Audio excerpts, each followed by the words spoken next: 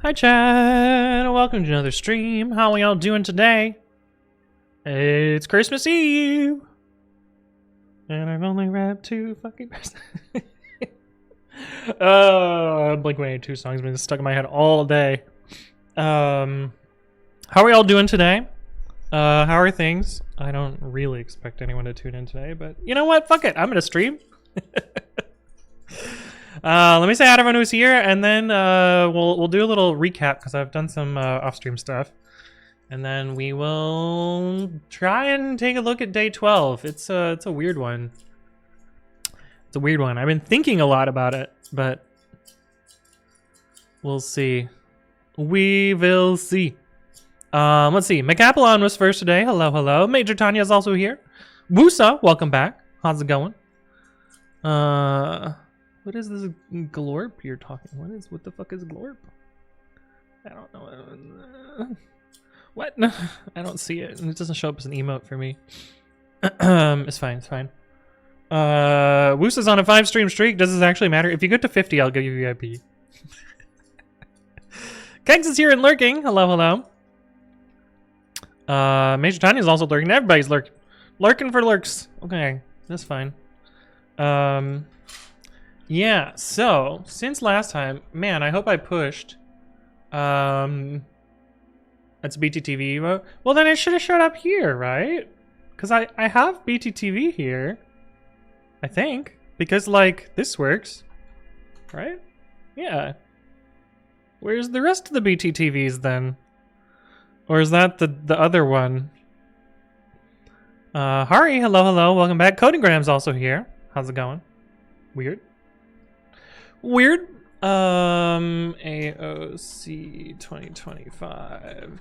Check at mean. Get the fetch. Did I push? Yes, I did. I did. I did indeed. Okay, so last time I showed you how I updated or optimized day 10's advent of CodeSQL. Let's look at all the other changes I made. I learned another thing, which means I also need to talk about window functions. And by learned a thing, I didn't actually know that. Well, I did actually know about window functions. I just didn't know SQLite had them. But I was I was reading the docs at 1 in the morning, and I was like, oh, right, window functions. And so then yesterday, while I was at God damn it, this is like back-to-back terrible sentences. 1 a.m. I was reading the SQLite docs, and then at the bar I was working on advent of code problems in SQL.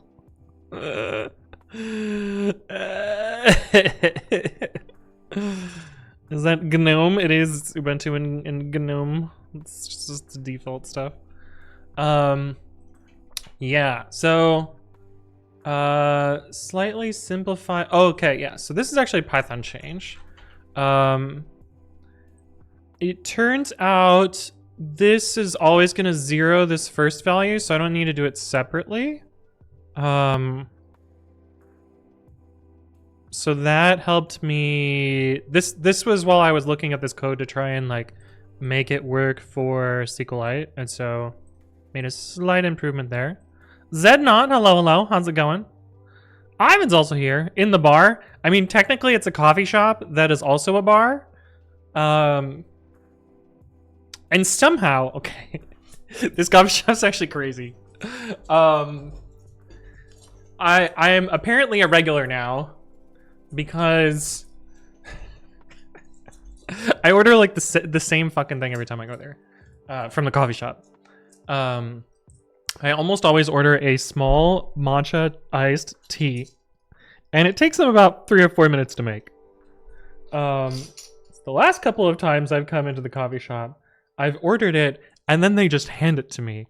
Like, they see me walk in the door, I stand in line, they start making it, I order it, and they hand it to me, and I'm like, oh shit, is this what I've become? I'm so predictable, and I've become a regular at a coffee shop. The worst.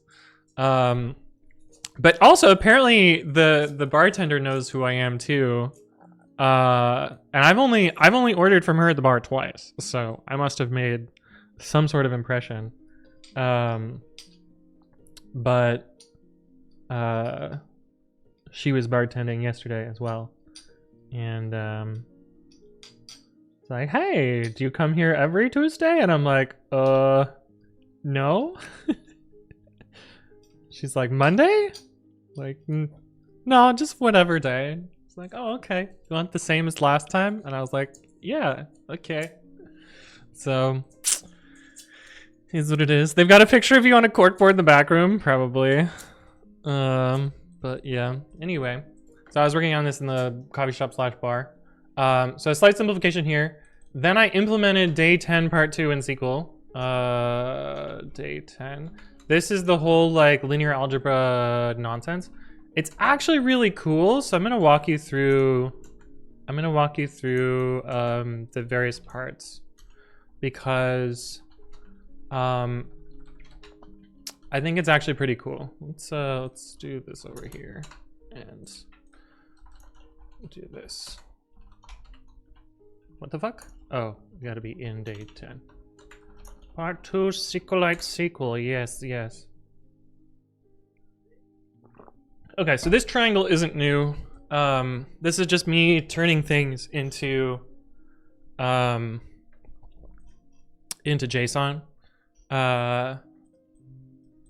Yeah, to parse them into the various arrays. Let's just put select star from row 1 and select star from by pause, and we'll headers on and exit. So if we look at our SQL output, we have essentially the rows of the matrices. This actually looks the same as if we put a breakpoint here. These are essentially the same rows that these are. So this is the bottom rows here, and then this is the top rows here. And it's essentially just, it looks almost the same. Like sum target is this here. Length B for B in buttons is JSON array length for each button. Like it's kind of eerie how nicely these list comprehensions sort of translated into SQL queries here. You know, in the same way that this is I in B for B in buttons, and then the N at the end. We have the same thing, like the N at the end and the count for each. This is just contains, but funky. I think there is actually a way to do contains without this by using table valued functions. I should actually try that because that might come in handy. Create table wat and insert into wat values 1, 2, 3. Select 1 in select star from wat. I don't think this is the thing. I don't think this is the thing.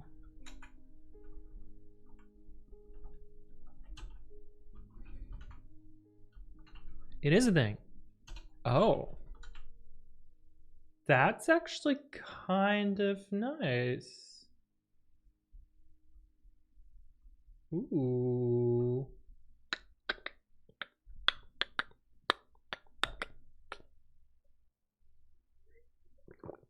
Okay. That's actually kind of nice.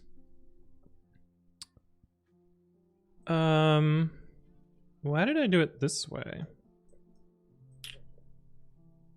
For button, for each button,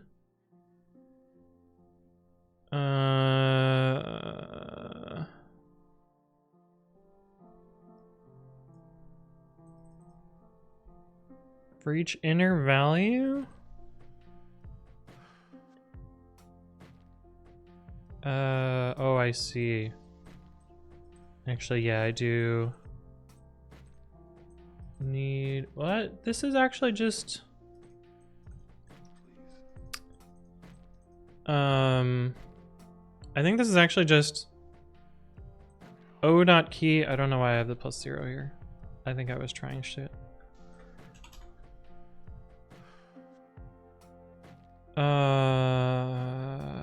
Let's see if that works. O dot key in.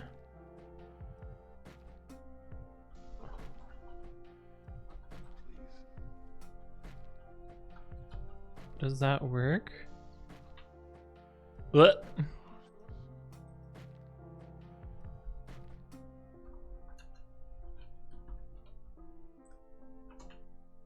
Why you know?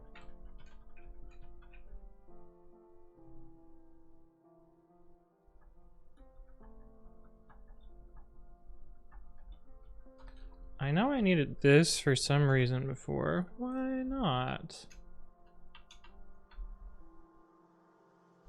Does it not work with JSON?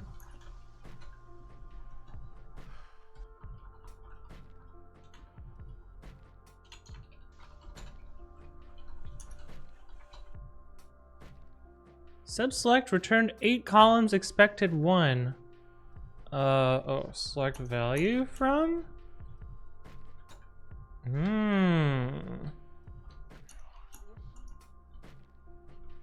Because of the hidden columns?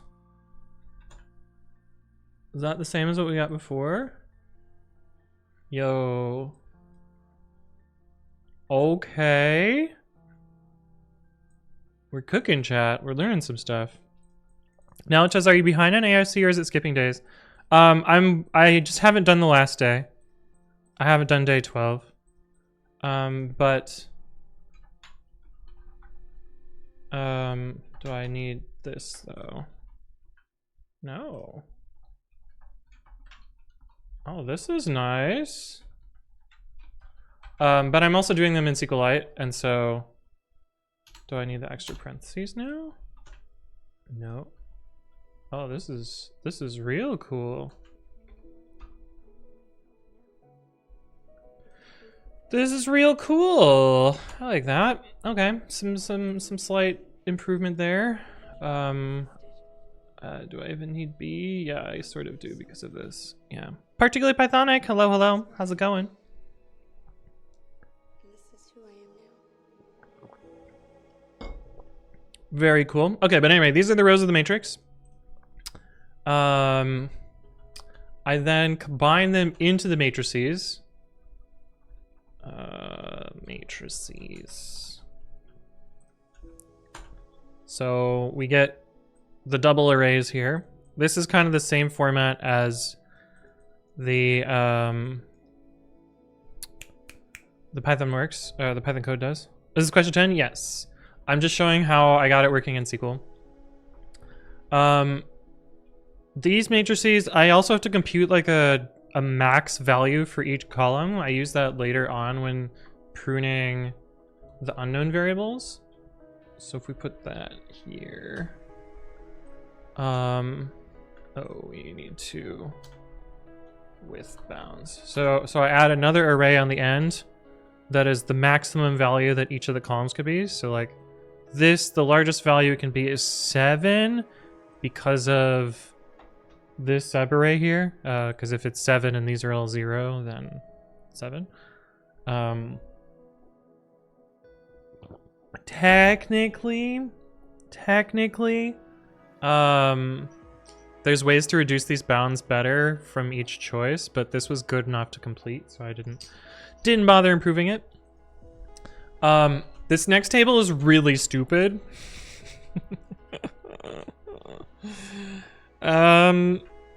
This is just a table of numbers from 1 to 60.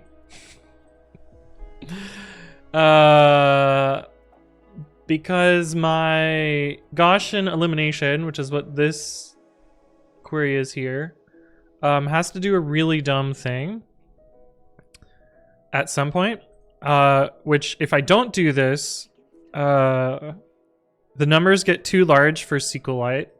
SQLite uses 64-bit integers and I overflowed them, so this is a really janky greatest common factor that's not actually correct. It's just good enough that I don't overflow int.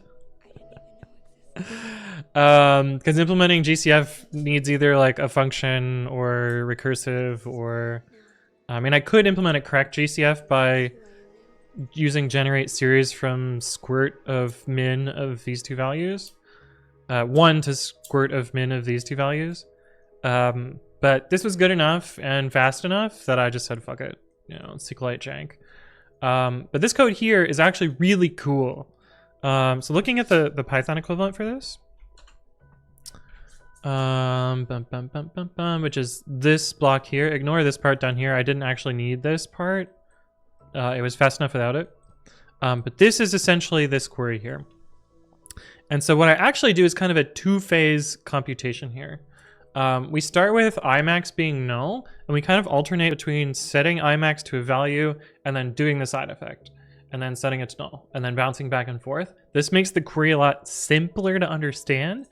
Mostly that I don't have to do all of the work each iteration and just have like a bunch of really terribly nested queries. MDS Ubuntu, hello, how's it going? But Imax is either going to be empty or it's going to be the row that I need to pivot on. And so this is the update for Imax. So when it's null, we find the next row, which is essentially this line here. We find the next row where the key is greater than the index is greater than the height, and the column we're looking at is non-zero, and the column that we're looking at is the largest in that column. So that's what this is doing here. The cool thing about this is we have this little check for if it's 0. The nice thing is this where clause means that if they're all 0, this returns null, and so it just stays null instead of alternating. That was kind of like the key clever bit here. It's like we don't update Imax at all if we can't find a value to pivot on. Then we handle H next. This is just the row. We're only updating the row here, and we're only doing that when we have a pivot row. And so in this case, when it's null, it stays the same, otherwise it increments. So that's the H update. The K update's a little bit more complicated. So if it's null, which means like we're searching for a pivot, but we need to handle this here. So we need to handle the case where we don't find a pivot, and that's what this query does. So if we find a pivot, which is what this exist query is, then it stays the same. But if we didn't find a query at all, then we're always incrementing. Either we increment because we found something, or because we didn't find something. Or, no, either we're incrementing because we're doing the action, or we didn't find anything. And so that's where this comes in. And that's kind of the clever bits of this. That's the hard part, is like figuring out how to handle this, this, this, and this. And then the rest of this is just mostly a pretty straightforward query. We keep these around just for convenience. And then this is where we actually do the side effect. So this big long query here. Yeah, so when it's null, we're not doing anything. Otherwise, we're making a new array, and we don't modify any of the rows if they are less than the H. So that's what this loop is here. So these rows all stay the same. We're mostly doing this modification here. We actually, how did we do the swap? Where's the swap? Did I not do the swap? Oh, the swap is really clever. Okay, so this is the actual swap down here. So we're swapping the index at H and Imax by assigning the value into it. Yeah, so that's this line here. That's what this JSON set is. So the swap happens first, but we can still refer to the old value by looking at it in the previous matrix.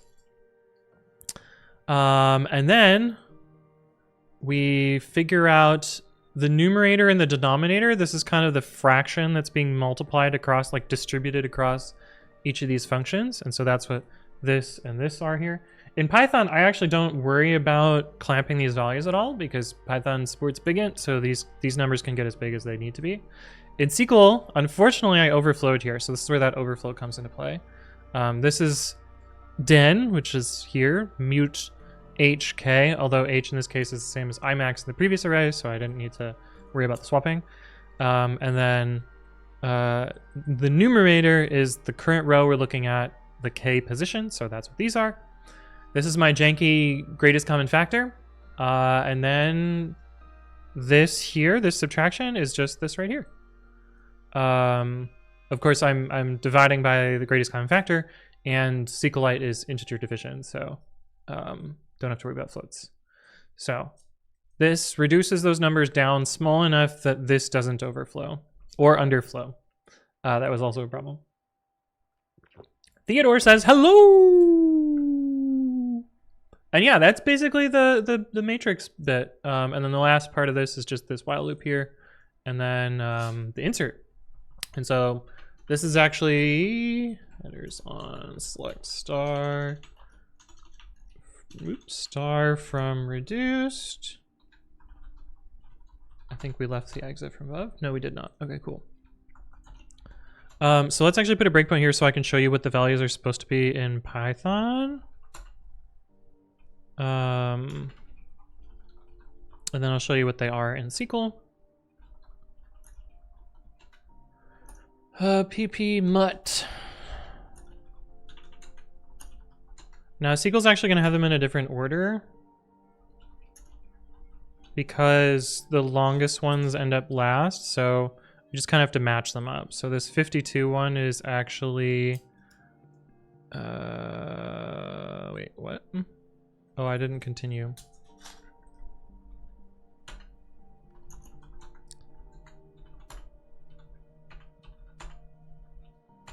Okay, now we have all the ones from Python.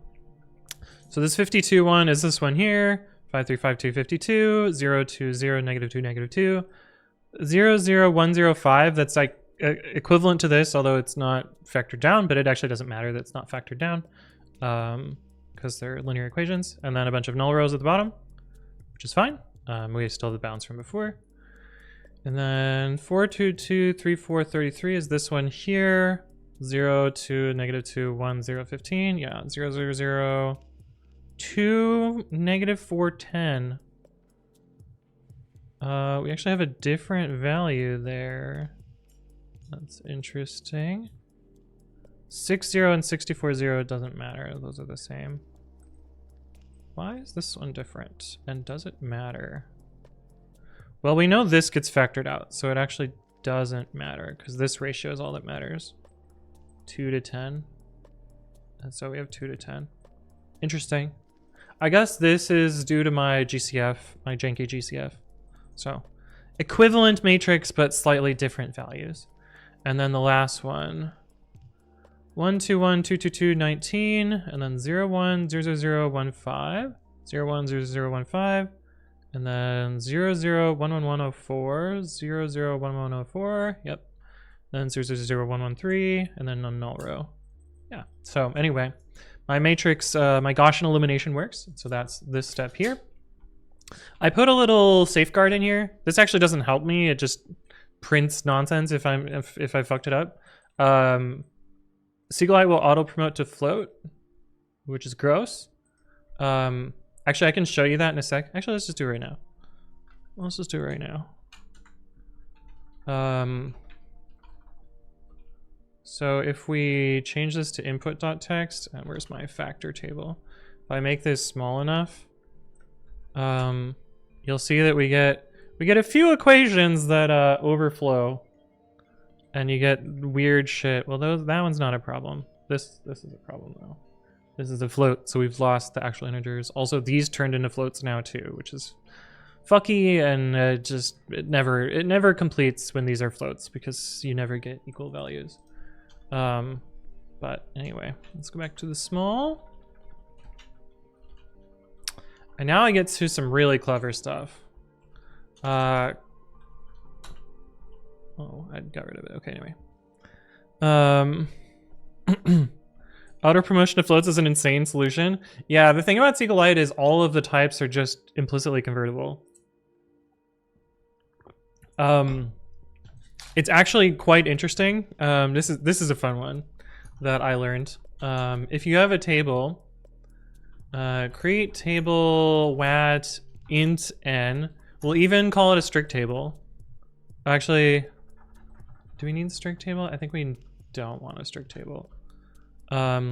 If you do insert into wat values, and you make a string that's just like a big number that will not fit in int64, I think it converts it into a float, even though it's an int column. Yeah. Yeah. So even though this is a string, this is an int column, this gets promoted into a float. And what happens if it's a strict table? Oh, integer. Unknown data type for wat.integer n? What is the fucking integer type? I thought it was int. Not clicking that one. Holy fuck, why does it keep moving around? Where's the goddamn SQLite docs? Is it not integer? Did I spell it wrong? Unknown data type for wat.integer. Oh, because I wrote it fucking backwards like an idiot. And integer, there we go. Cannot store real value. So at least it fails in a strange way. Actually, I don't even think you need this to show the bug. I think you just can do select this string and it'll print it as a float. No, that one's still a string. Is it the subquery that converts it to a float? No. Anyway, something about the auto promotion turns it into a float, which is really fucky. Said not says SQLite, I'm helping? Yeah, helping. Standard pointer, hello, fuck are we right? Ayo, it's true. Okay, let's talk about our actual equation solver. Which is essentially this bit of code here minus this part. I actually just took a much simpler approach to this than that. I don't need this code at all. Well, I don't need this code at all. And then it's this code here, except I didn't implement this. Actually, I'll just comment out what I didn't implement. I didn't implement this. And this is actually just, instead of this, I did var equals max.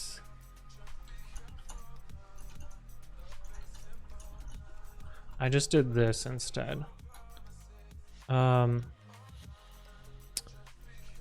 that's how this works. But other than that, it's basically this part here. I didn't bother implementing this optimization, and it was fast enough. So how does this work? So similar to the reduction above, we have a null column that I bounce back and forth between, determine the column and then perform the side effect. Determine the column, perform the side effect. I have a total, which is the accumulated value. That's sort of what this part of this recursion is. I keep along the row ID because I need to know which matrix I'm reducing. This is the remains of the matrix, and this is that bounds that we computed before.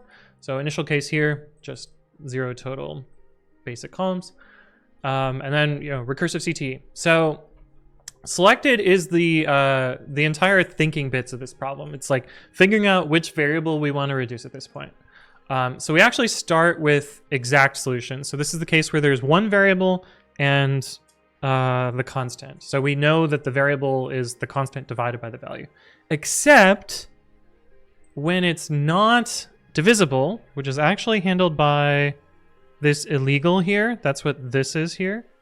When it's not divisible by the value, then we know that it's not valid. And later on, I use this -1 and -2. This is the min value and the max value, you'll notice that the max value is smaller than the min value. So this actually produces an empty range. This little trick with -1 and -2 is actually really nice. It's actually sort of smarter than the Python solution here in that it doesn't even try the values because they get joined out. And so that's what this is here, the -1 and -2. Also, if the number that would result would be negative, that's also not allowed. So I don't even know if I don't actually know if I ever short-circuited that in the Python code.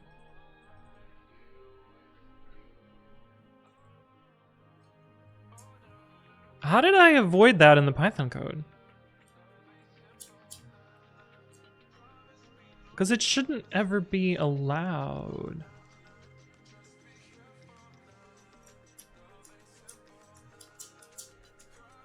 That's super weird. I feel like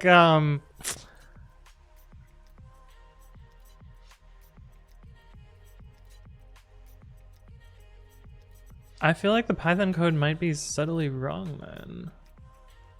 Because it is possible for the constant to be negative. That's super weird. Okay, anyway. I needed this in SQL. I don't know why I didn't need it in Python.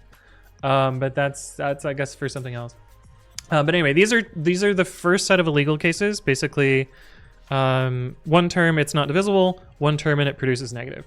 Otherwise, we know the exact value and we can return that out. The JSON array has 3 parts. It's the variable that we're going to be substituting, the minimum value, and the maximum value.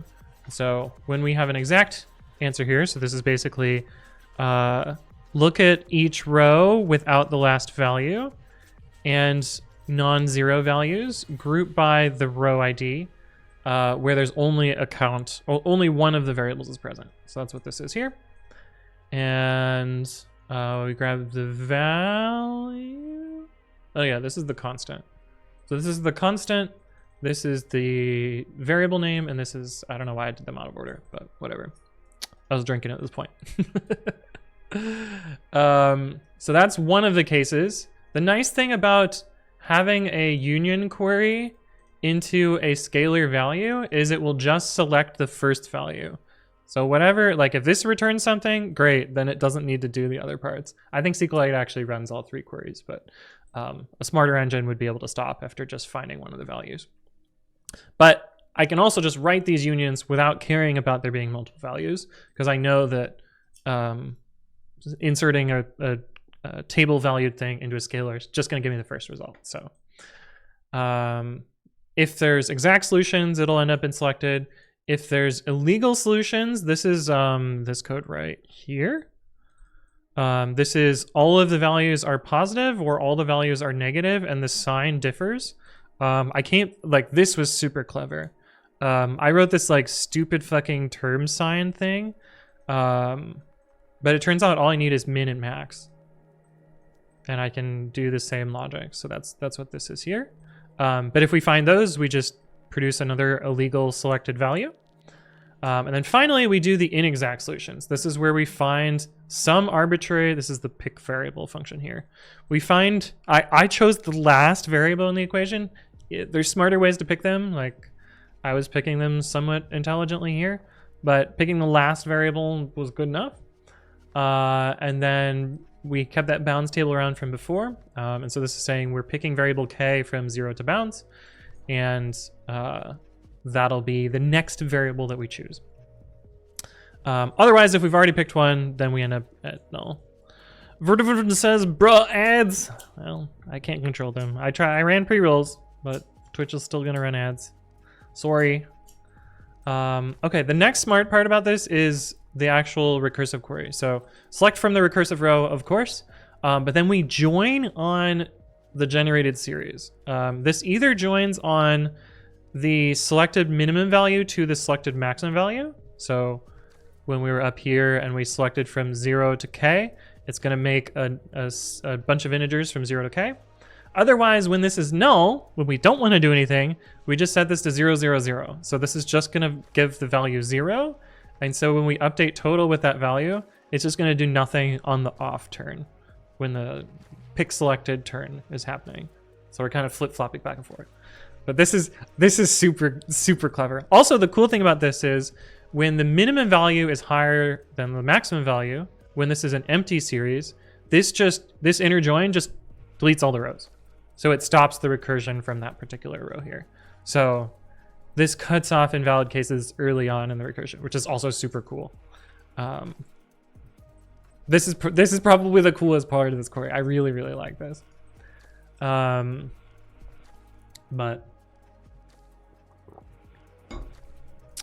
yeah. Okay, so then the rest of it is the update. This is actually, the matrix update's actually really straightforward here, which is kind of neat. So when we don't have a selected value, we keep it the same. Otherwise, we go through each array in the matrix. We replace the selected column at the particular index. So whatever index we've chosen the value for, we're zeroing it out. And then we're subtracting from the constant, basically n minus whatever. And that's it. That's all you have to do to substitute variables, which was way easier than the bullshit that I did in Python. This is the Python code for that. I should have just kept it in matrix form in Python, and it would have been a lot easier to deal with. But alas. And that's it. That's basically it. Then we just select the minimum answer from that particular row and then sum all of them at the end. And so for the small equation, oh, what did I change here? Oh, we commented out a bunch of stuff. Did I actually make an improvement somewhere? No, I didn't. I didn't.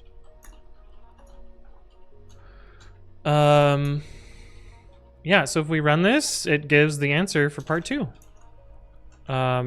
Now the actual full input, runs for a couple minutes. It's kind of slow, but that's because I didn't implement all the optimizations that I did in Python. But we're not going to wait for it. Just trust that it produces the right answer. It would have spit out the little E nonsense if I didn't narrow it down enough. But yeah, I'm like, I felt challenged to implement this one in SQL, and I'm glad that I got there in the end. I'm just gonna cancel this because I know it works. Yeah, I am gonna commit this though because I like it. Use in against query instead of count 1. Cool. All right, so now we're gonna work on day 12, baby. Which I don't think I've done anything with yet, other than I put the sample input in here. So let's take a look at day 12. I've been thinking about this problem, but I also don't really know what to do here. So, basically, the input is going to give us a bunch of these present shapes. And it tells us the number of presents that we need to do and the size that we need to fit them in.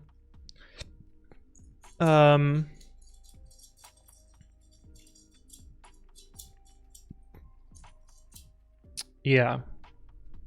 With width and length. So one nice thing about width and length is we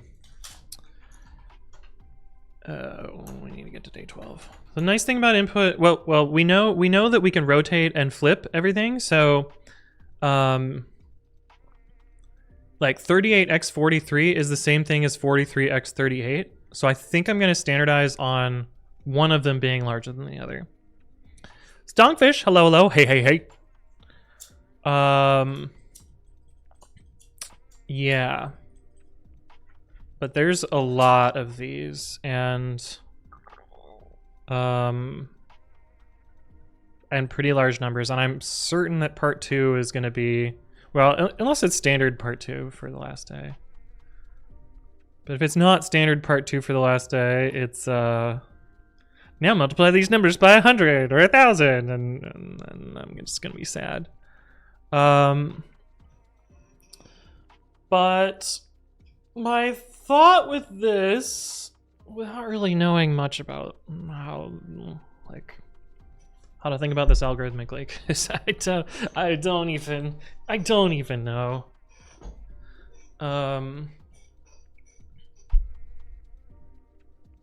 Yeah, rotated and flipped is super annoying. They can't overlap, obviously. They can fit together. So my thought is to make like super shapes.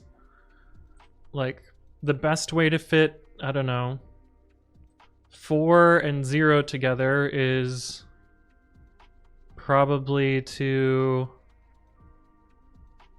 nest it like this. Maybe. But I don't super know. I don't super know. We also have different shapes than these, which is kind of annoying. Actually, this is the same as this shape. This shape we don't have. This shape is also different. This shape we have. This one here. And this shape is this one here. But the other ones are different, which is kind of annoying.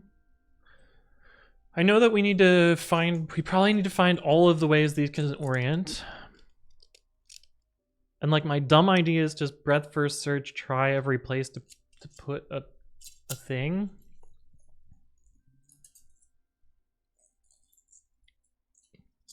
And like fill from the top left corner and just see how it goes.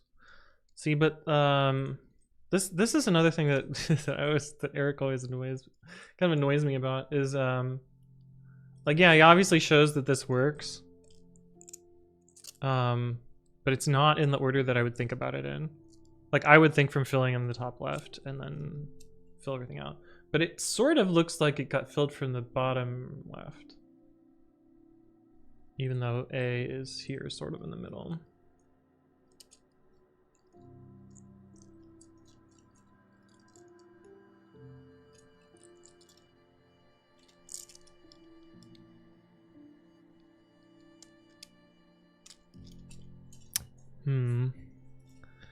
I guess in a way, like starting from in the middle and then like adding this one on the left is the same as starting with this on the left and then adding this one on the right.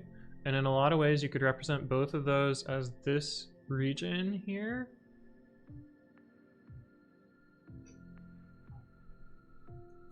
And so you could eliminate that state as seen already. Like we already sort of know how to get there.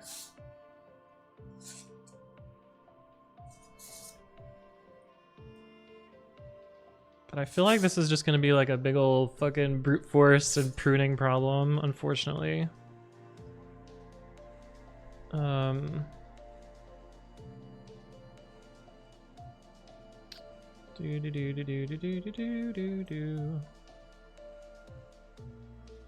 Yeah. So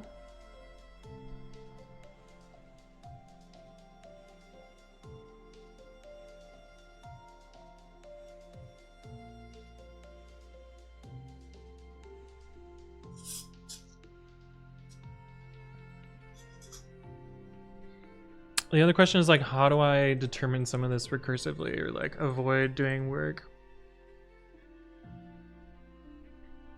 But maybe I should just start with parsing and then playing around with it and seeing what happens. So let's do that, I guess. Let's do that, I guess.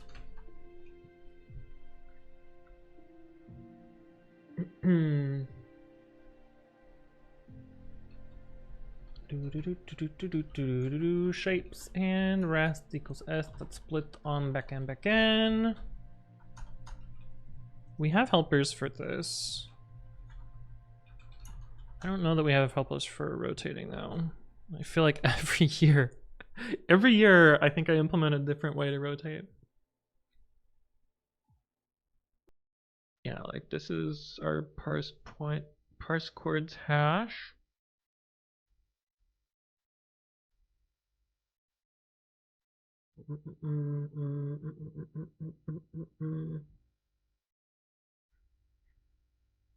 Yeah.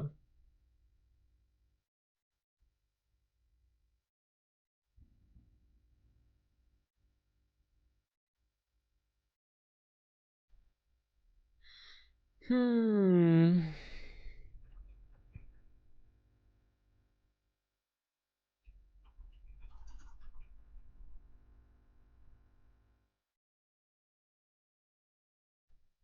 We can have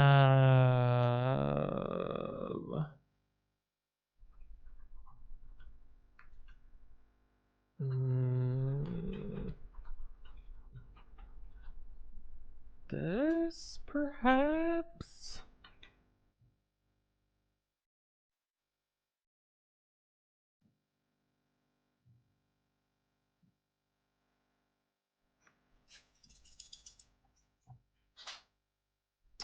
Um,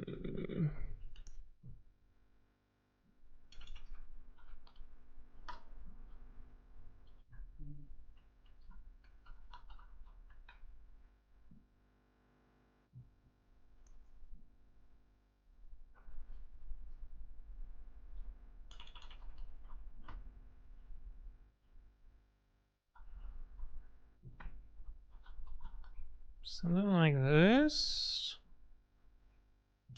Part 2. Who am I kidding? Collections, of course.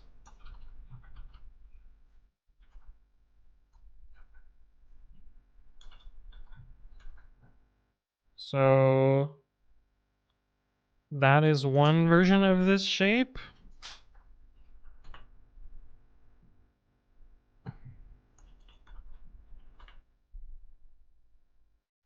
And then we need to rotate it and flip it.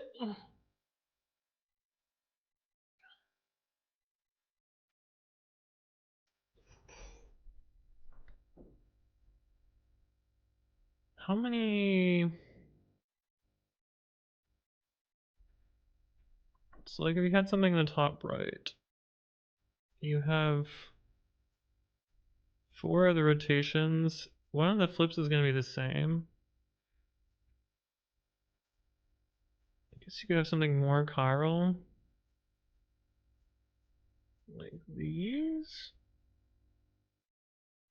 Like get all the rotations, but you would still need to flip.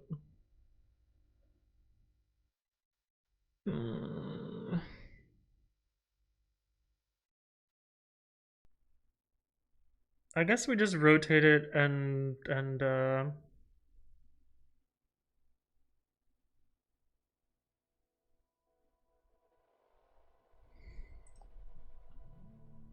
know.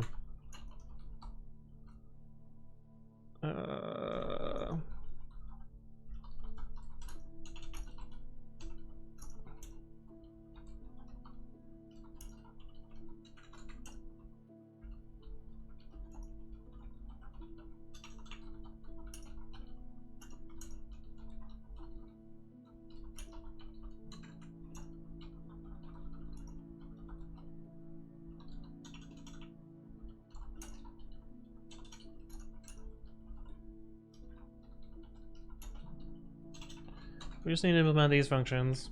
The flip ones, I feel like, are always the easiest to reason about. The rotate ones, I feel like I can just never remember the right way to do it. I want to say rotate is flip X and Y and make one of them negative, if I recall correctly. But let's, I guess, implement this one first. Turn frozen set. Horizontal flip is going to be, I guess, rotating. Calling it H flip and V flip is maybe not the best way to say this. It's rotating it along the x-axis, so it's going to be it's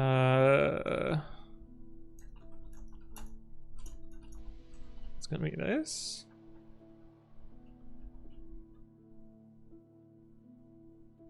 No, it's 2 minus x.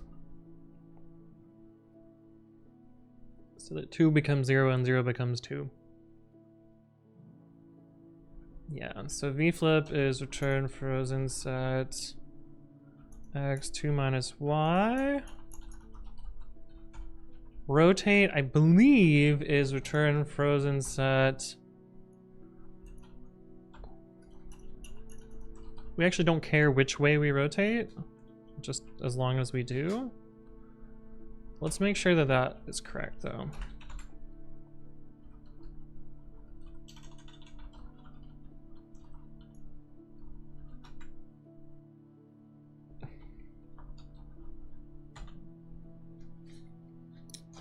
That did rotate, I think. Yeah, that looks right. And then, I don't know, v-flip that. And h-flip that. Okay, so we can fuck our shapes up.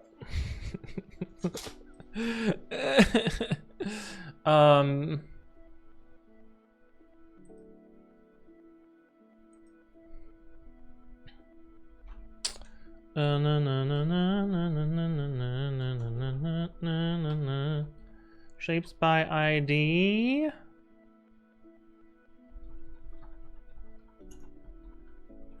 I.add parsed.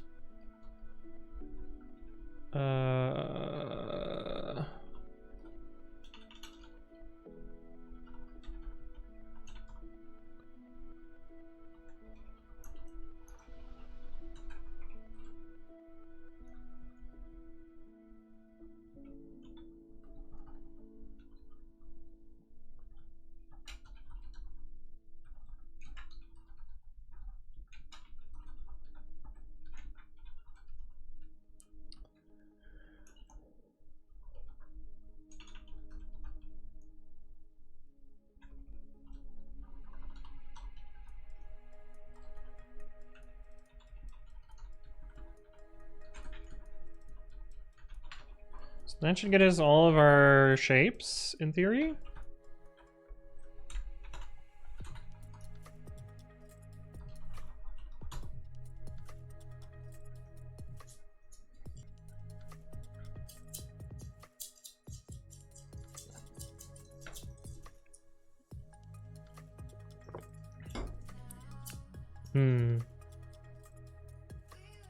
This is really fucking shit to visualize.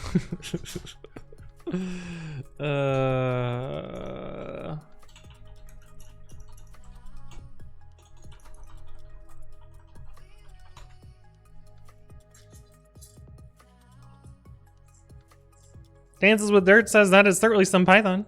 It is indeed. Are you named that because of the there's a race called Dances with Dirt?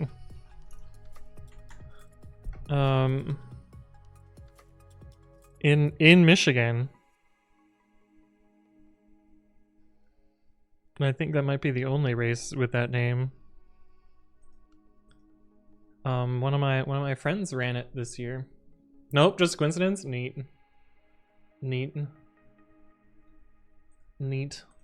Okay, so it's weird to me that one of these has an odd number of shapes. What the fuck is shape 2? How do you have an odd number of shapes?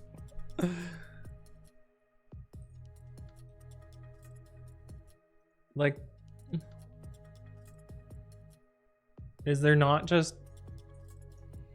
How are there 11? Oh fuck, we got negative numbers.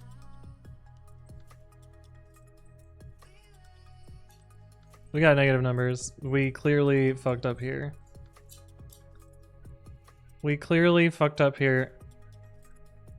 Okay, that's how we end up with negative numbers. Borgfu says, "Happy Boxing Day, Eve. As true as true." What's this Wii business? I am. It's the royal Wii. I don't know. Belnad, this is here. Hello. I fucked up. There we go. Is that better?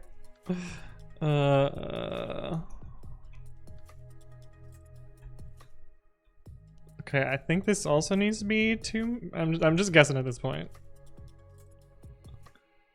If you're in chat, you're responsible for my mistakes. 100%. 100,000%.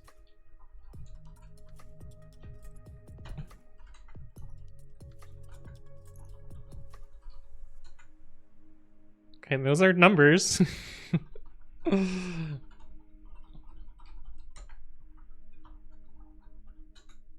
That does look rotated. And none of those numbers are negative now. You're here and you're just leaving? Baldothis. I guess it's Christmas. By all means, go, my friend. Thank you for stopping by. It's good to see you as always. Okay, so now...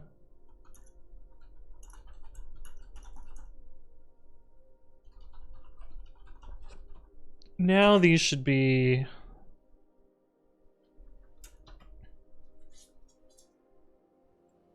What? Oh, yeah, okay.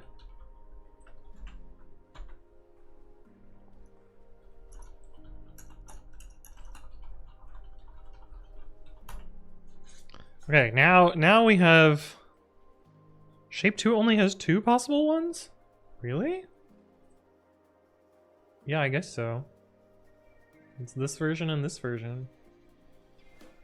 Neat.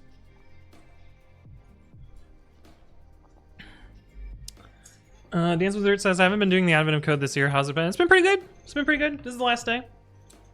Workforce says, can I vent for a second? Of course. I bought a new Logitech MX mechanical mini with clicky switches, and within 2 minutes, the keyboard key was sticking up and down.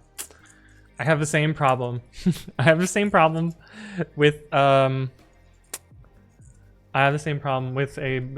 wireless keyboard, but it is just for my TV, so I sort of don't give a shit. But yes, one of the keys on my Logitech keyboard is sticky. But I literally only press the space key on that keyboard and my password, so whatever.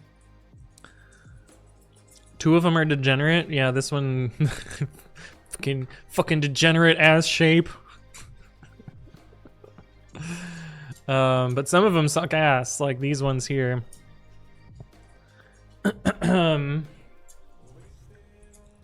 Yeah. Okay, so now that we have the shapes, now that we have the shapes, we gotta do shit. We gotta do shit with them. Fuck me.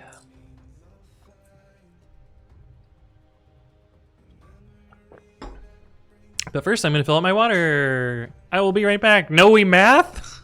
I don't know the math. Oh, now we math. Maybe we math. All right, I'll be right back. I will see you in a sec.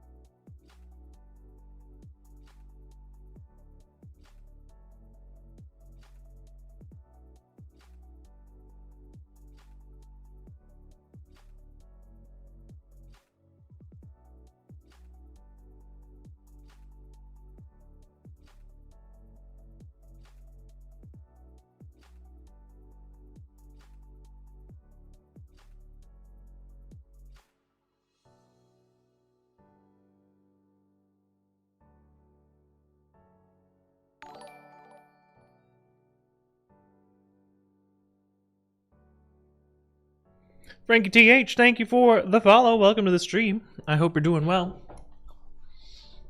Now... Oh.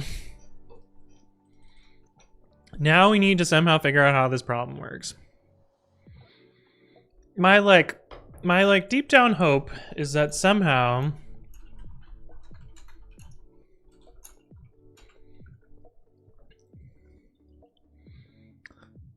by computing this one, we can help with a lot of these other ones.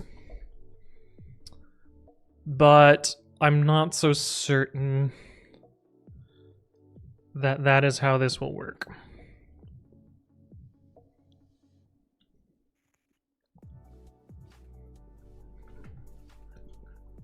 And my god, there are a lot of them, which is why I'm hoping some of the work will be able to be reused.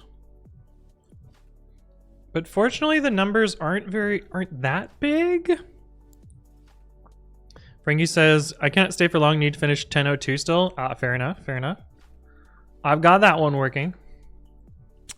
But just this last problem.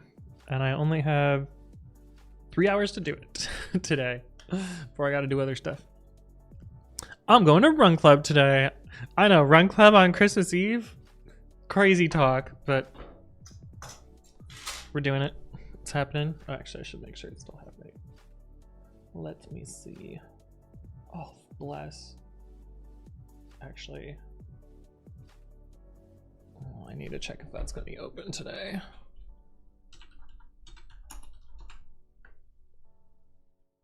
Christmas Eve may affect these hours. Yeah, no shit. I'm trying to get a prescription filled. Oh, they have a JavaScript error.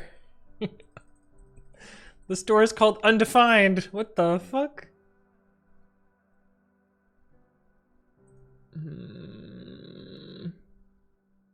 Why do they not list their holiday hours? What the fuck?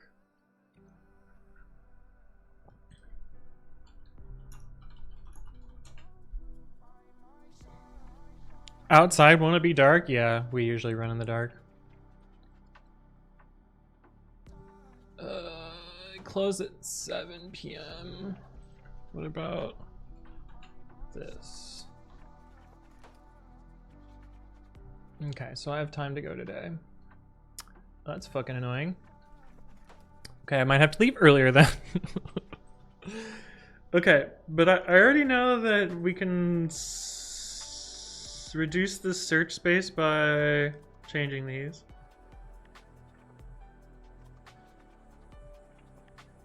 Wearing baklavas? I guess I've never seen that word written. I know baklava, but what is balaclava? Oh, the yeah, a ski mask, but different word.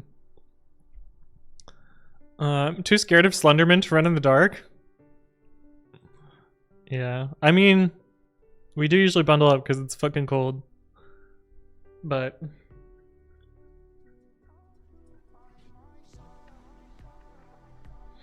yeah, somehow I need to build like a recursive relation out of this, I think. Yeah, I know baklava is the dessert. Balaclava, I guess I've just never heard that word before. Just never heard that word before.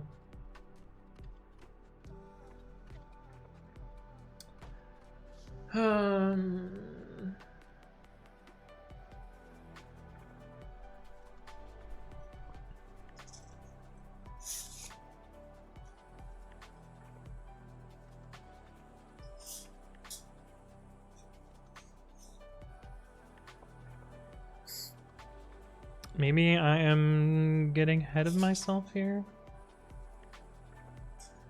I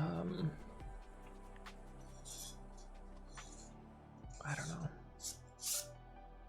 I think in a lot of ways I need to build super shapes to reduce the problem down, but I don't think that helps me too terribly much. Holla holla, we them boys. Ew.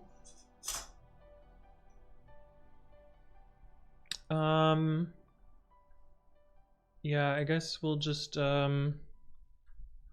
obviously total equals 0. Return total for line in rest dot split lines.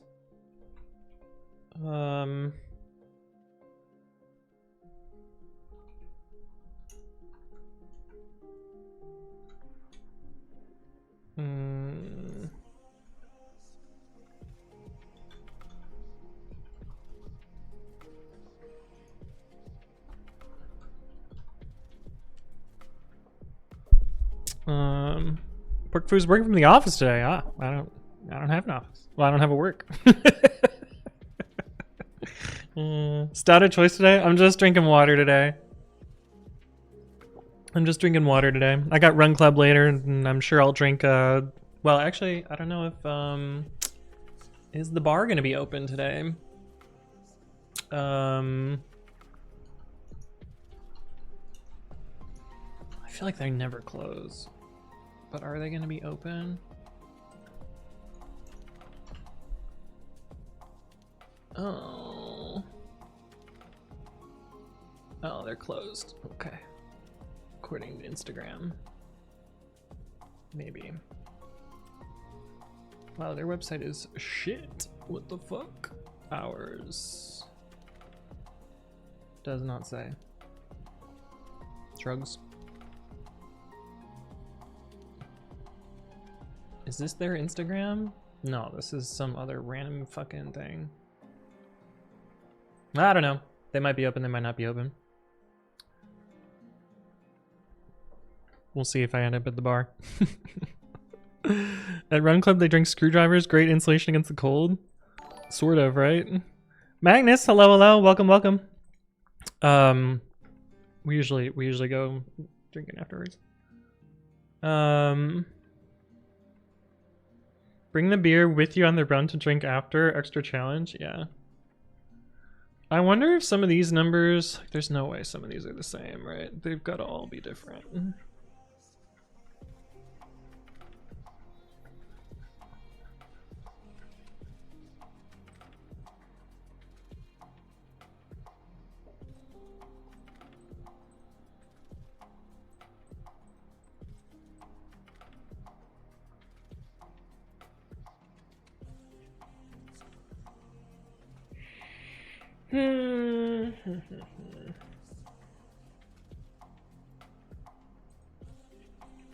Yeah, okay, well.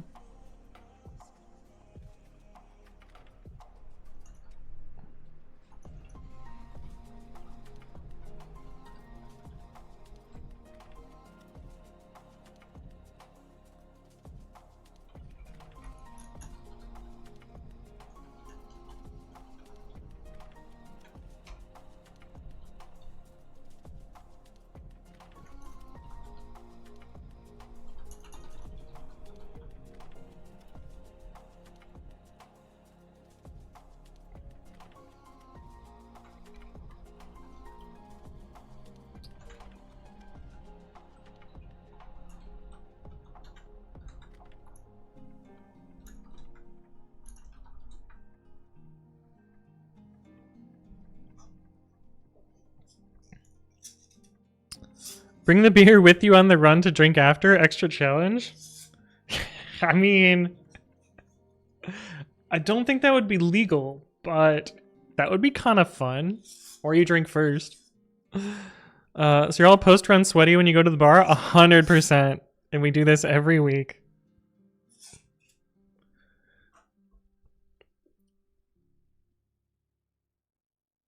Vertiven says, why do you need SQLite for this challenge? I'm implementing all of the problems in Python and SQLite. So for instance, if we look at day 11, actually let's look at one of the early days so that I'm not necessarily spoiling somebody who's, look at day 3. Sure. I first implement them in Python, you know, somewhat normal idiomatic Python, like so. And then for the Lamaus, I implement them in SQL. This is a SQL version of the that problem here. A lot of state management, but it's really just like a port of this code here into SQL. Sometimes I actually end up with solutions that are really interesting. Like for instance, day 9.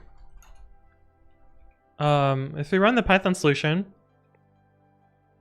my Python solutions, I mean, I got it working. I didn't really heavily optimize it, but it sort of works. Takes a while. Takes quite a while. My Python solution is not very fast.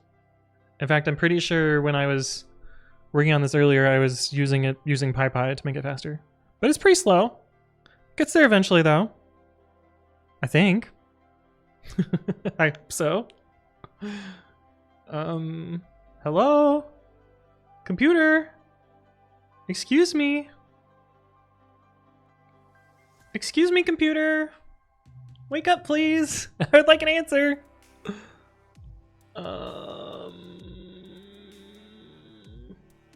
Come on. I promise the payoff here is worth it. I promise the payoff is worth it. Once the Python completes. Yeah, okay. So the Python solution took 57 seconds. Somehow,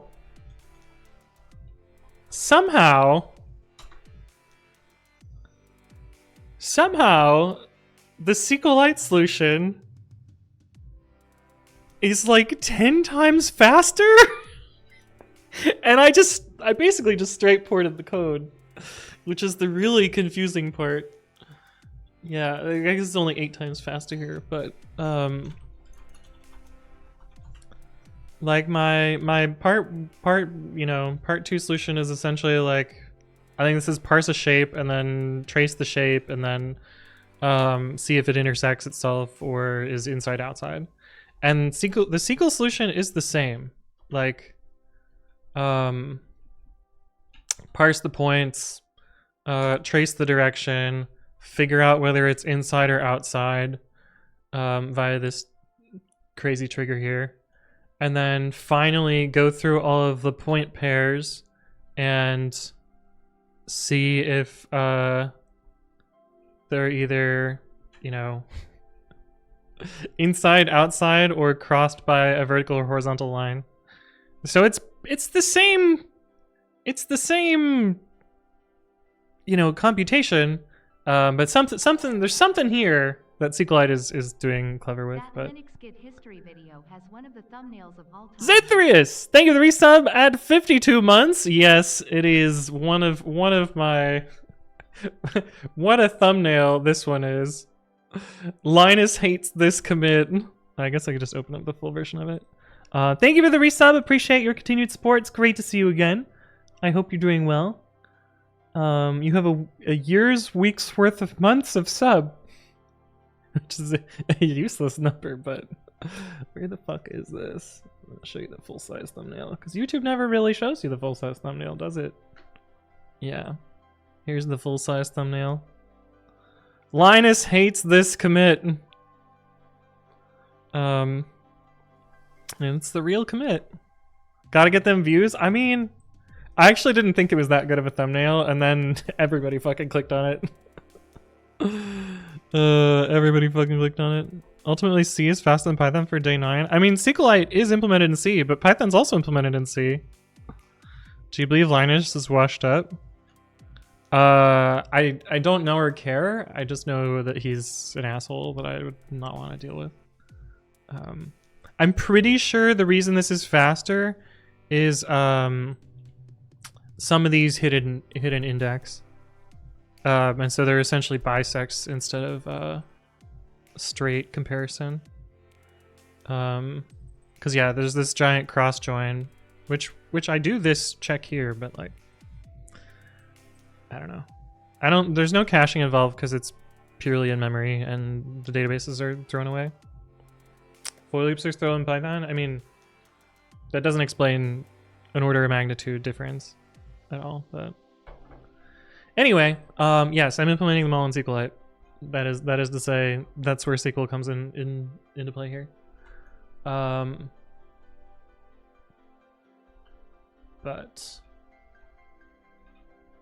I'm gonna at some point implement day 12 in SQLite as well.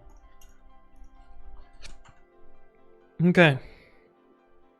So my dumb idea, my dumb brute force idea is to just try it, see what happens. Dijkstra's maybe? I don't know. Verdovan says, how did you get so good at SQL? So the thing about it is it's almost like a puzzle. SQLite actually doesn't have very much to work with. And because of that, you kind of figure out what your computation bits are and then you just apply them. Like most SQL is actually not very complicated. Like, you know, basic SQL is select, group by, select from, join, group by, well, not in that order. Select from, join, where, group by, having, and order by occasionally, but these ones we don't really deal with order all that much. That's the basics of SQL. But that's not really enough to get you iterative computation. And so there's a few things that you can do to get iterative computation in SQL. One of them is common table expressions, which is those recursive queries. The other is triggers. Oops, what happened? How did that happen? That was super weird. What the fuck? Why did this window jump to the front? What happened there? Oh, you know what? I bet I unclicked right here. So below the P? No? How did that happen? That was super weird. I don't think I'm ever gonna be able to reproduce it. Anyway, my thought was I unclicked on a tab and maybe it figured some weirdness from that. Maybe it was over here. Nope. Who fucking knows? Anyway, my CIA agent misclicked, yeah. Yeah, so common table expressions and triggers are basically the only way to do iterative execution. Triggers are not that useful because you can enable recursive triggers, but they're really fucking slow. This is essentially represent your problem as a recursive function and then call it a bunch, which is basically all my SQL solves are just convert them into this. But yeah, and then the actual like ways that the input is read is read file. Parsing is easy to do with JSON functions. JSON's also a useful way to represent data intermediates and parse around. They're pretty slow, unfortunately. There's a regex engine in SQLite, but it's not very good. And there's window functions. But anyway, I'm gonna make a long video about this and show all the gadgets and then show all my solves. But I need to finish the problems first. Is SQLite Turing complete? Yeah. Yeah. How do you do for loops? So for loops, CTEs are the main way to do for loops. If statements are case statements. You obviously don't have like true branching because it's declarative, but you can build it in through clever ways. But anyway, let's figure out how we do this, I guess.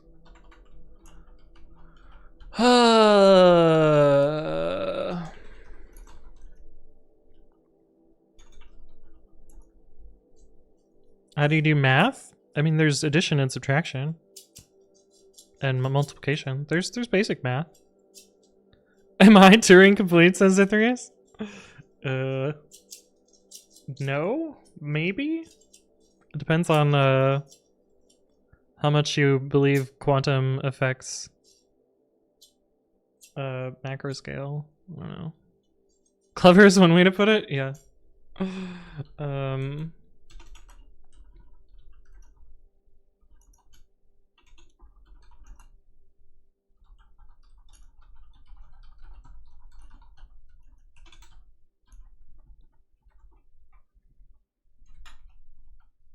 I don't know why I wrote out height but didn't write out width.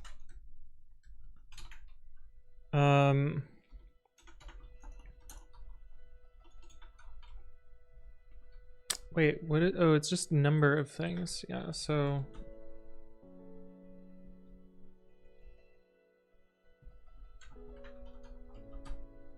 if it fits, I sits.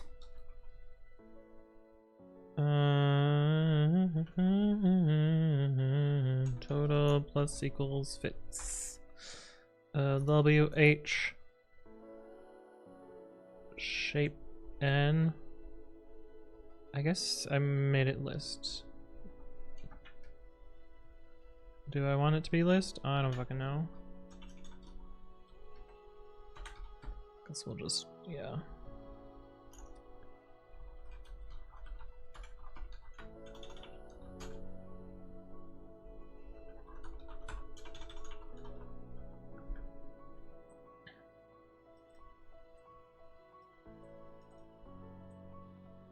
Mm-hmm. This guy hasn't turned complete, point and laugh. Yeah.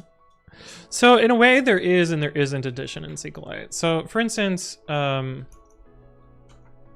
if you had this, insert into WAT values 0, 1, 2, 3. Like you can obviously just, well, this is the table. You can do sum, which is going to sum the whole table. But that's not so useful.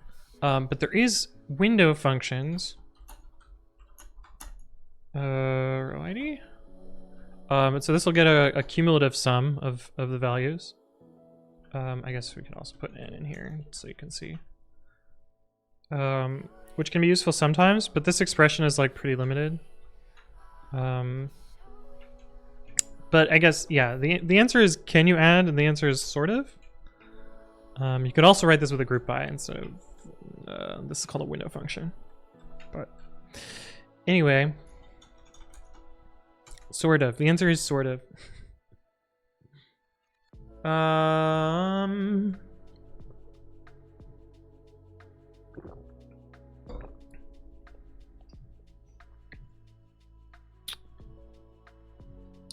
Yeah. So I think I want to think about this as Dijkstra's, but I don't really have a good idea. Like I could also just do this as breadth first search, but the breadth is pretty wide.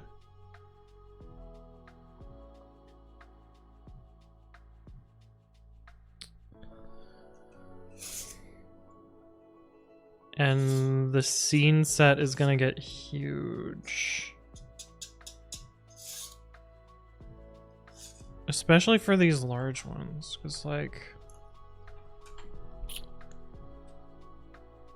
I guess these, like, worst case, they're 10x. But they're multiplied together.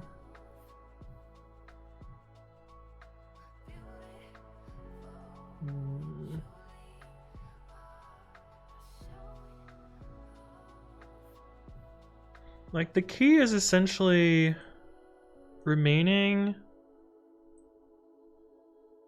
and whatever.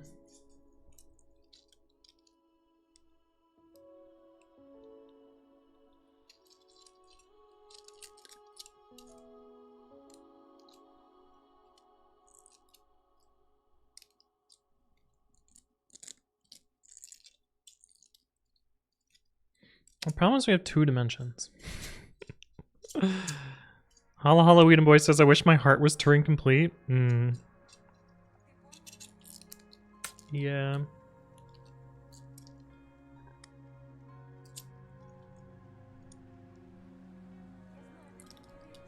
Let's head more dimensions? No. No.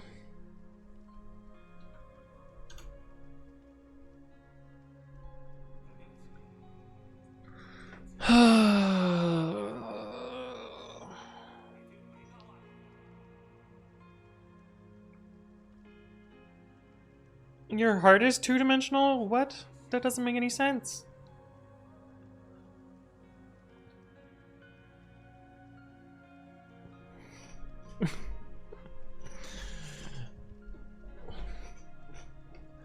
Like, I think I can just, you know, breadth first and do it. But I don't know that that is the way.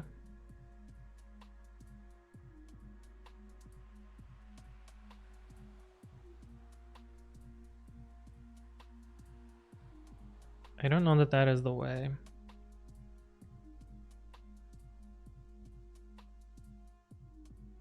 Also, like, trying every point on a...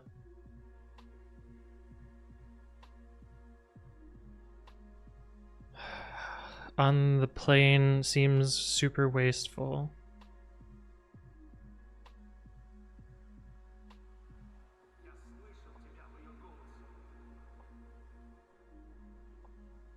Because we definitely don't want to try every point on the plane. I think we really only want to try like the edge positions.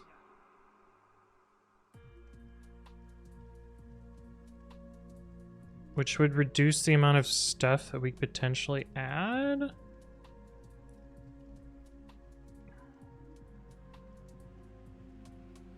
It's still going to be a fuck ton of computation even to do that.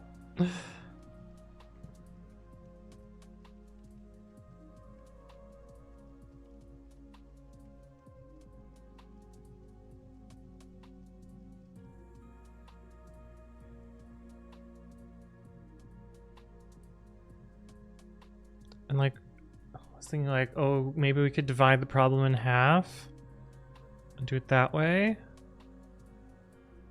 But I think that doesn't actually reduce the amount of work that we have to do. Just throw more CPU at it? Yeah. I'm just like, I know the brute force, I can make the sample problem work, but I think I have to be more clever. It's the problem.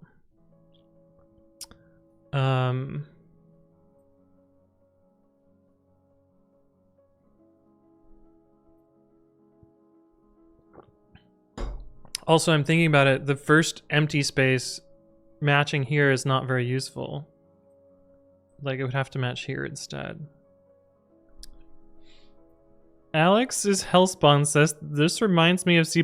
Well, you're close. It's not quite C++, but sure. Most programming languages are pretty similar.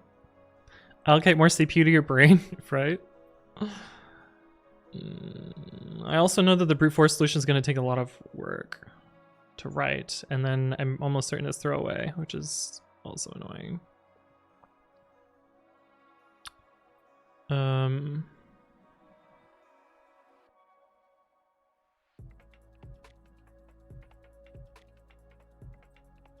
I guess we do sort of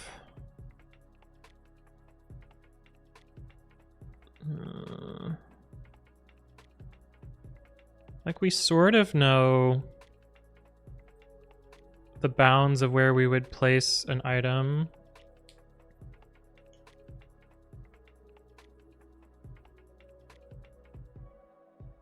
Because I kind of want the shape to like grow out from the top left. And so in theory, like there's only a strip of things where we would need to try things, but we would still need to try like, I don't know, what was the...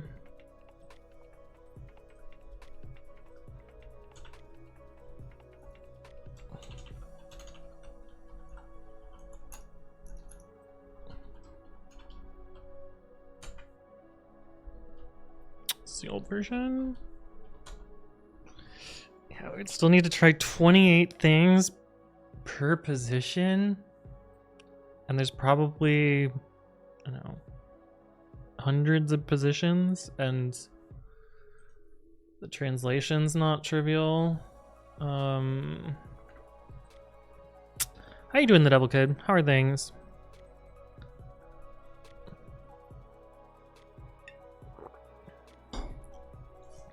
Like, this just seems like a crazy amount of stuff to brute force.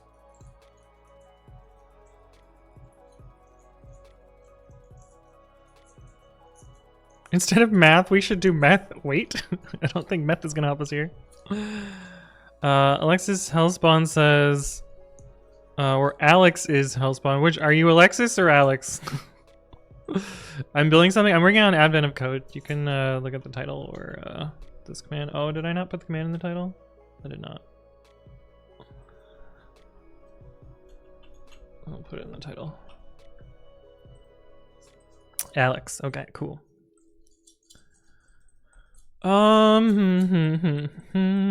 Jesse, we need to cook. Yeah. Anthon got the code, but we is the chat. Not today, we're not. Yeah.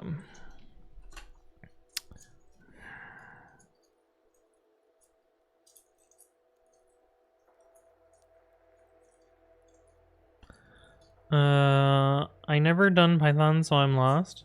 I mean, it's pretty much like C++. You can think about it that way.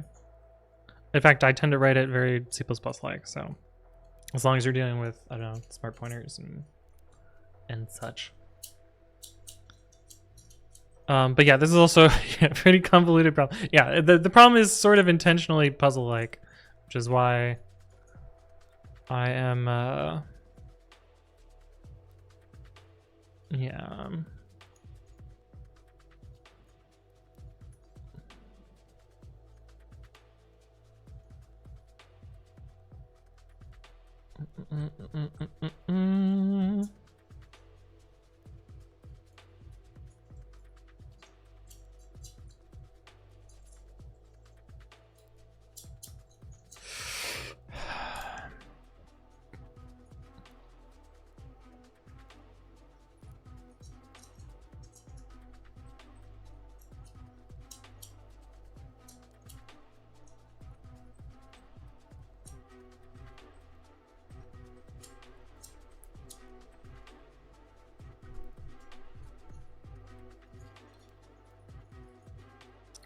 I pulled it up to look at it. You're packing oddly shaped presents into a space. Yeah, it's a packing problem. It's a packing problem, which I don't really know anything about packing problems. As usual.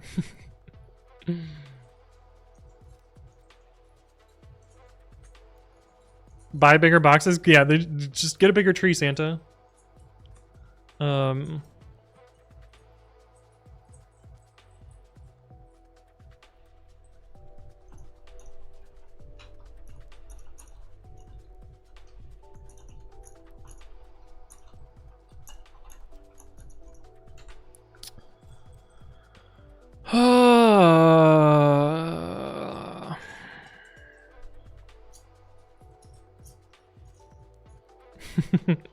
Standardized box shapes, yeah. It's just M by N, easy. I guess we probably know some of them trivially without any computation, right? Like, if we don't even intelligently try, and I doubt any of them are that way, though.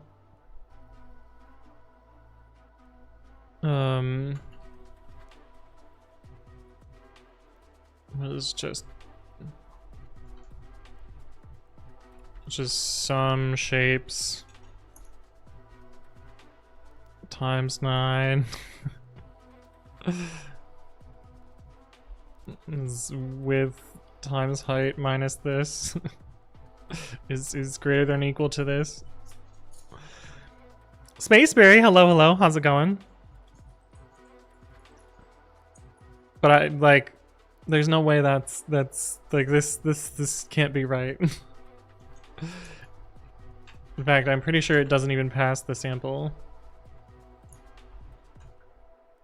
Yeah. And there's no way that's right. But at the same time, this is surprising. I'm surprised that so many of them are, I guess, trivially solved. There's no way this is the answer. I'm just gonna put it in for the lulz, though.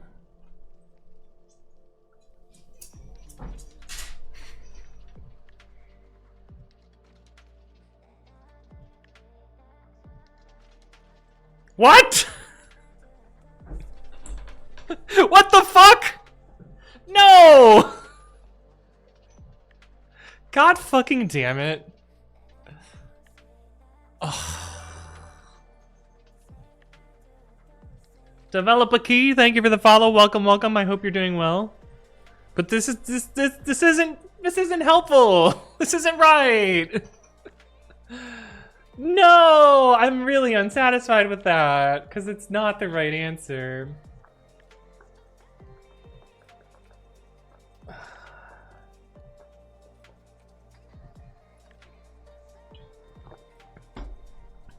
Okay, I know this is wrong. But we're gonna look at what part 2 is.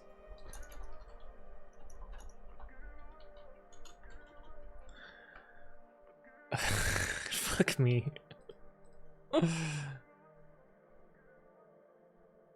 Oh. Oh, there is no part 2. There is no part 2.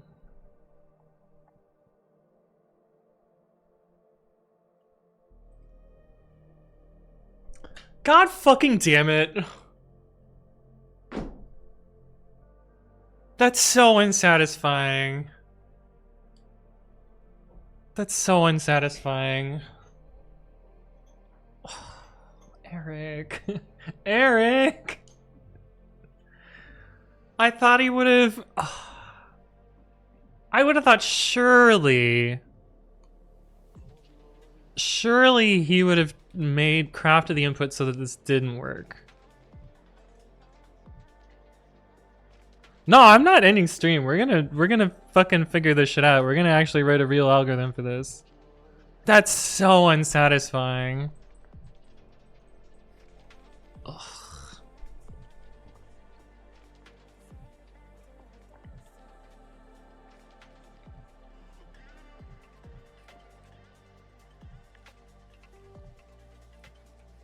Randomest Stern email. Nah. Ugh, fuck. I hate that. I hate that so much. There's no way. Well, we already know it doesn't work for the test input, so we already know this is not correct.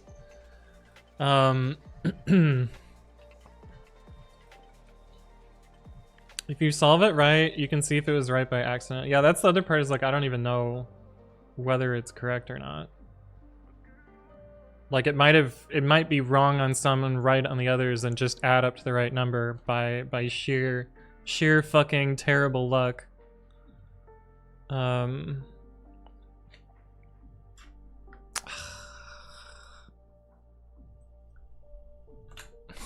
Man, that's so fucking annoying. That's so fucking annoying.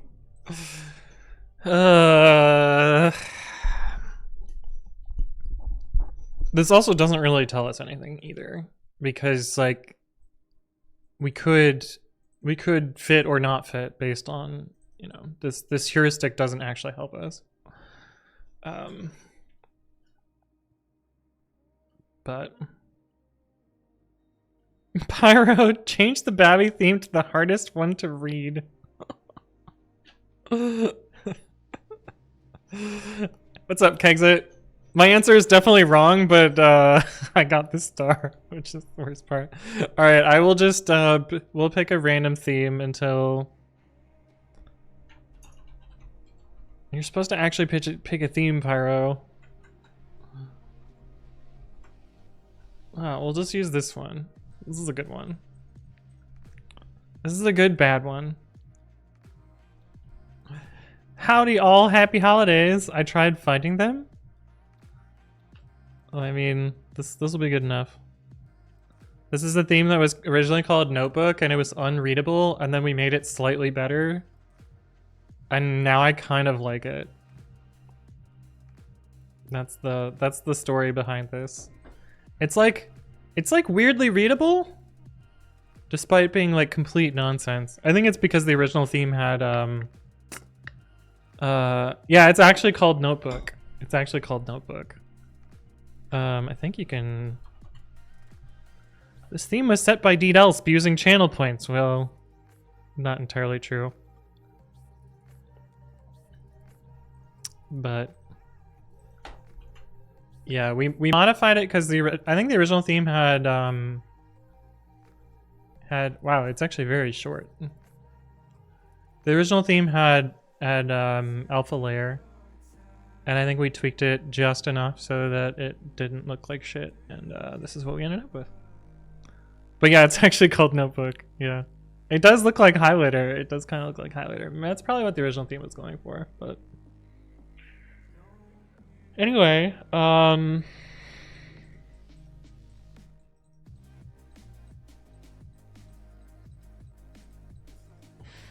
hate this. I hate this so much.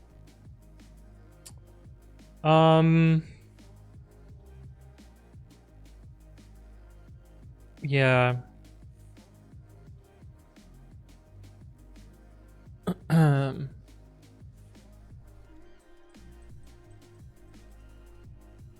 I guess we just fucking try and do this and see what happens.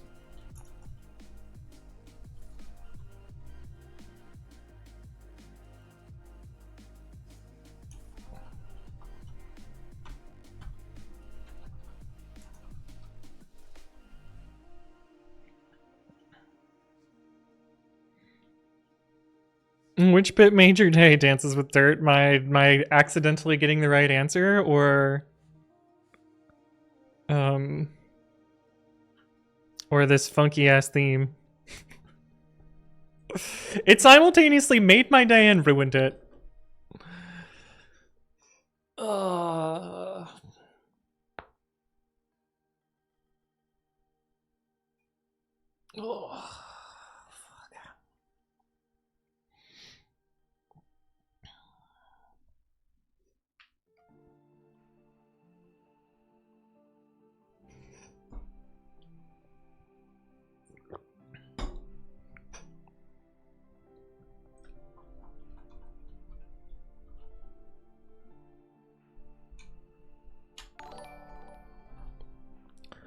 Tomanchiago, thank you for the follow. Welcome to the stream. I hope you're doing well. I don't know why I said your name in such a strange way, but it is what it is. Argument 4 to fits. Okay, I guess we just gotta call you mapping instead, which is fine. Wait, why doesn't dict fit in there? Oh, because it's set, frozen set. It's set, frozen set. Why doesn't dict fit in there? It's kind of a funny way to say that.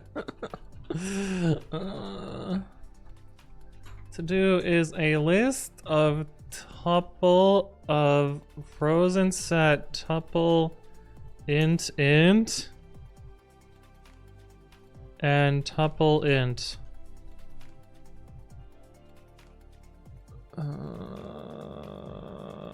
Yeah. Dick don't fit, yeah. You have to laugh to stop from crying? It's the story of my fucking life, right?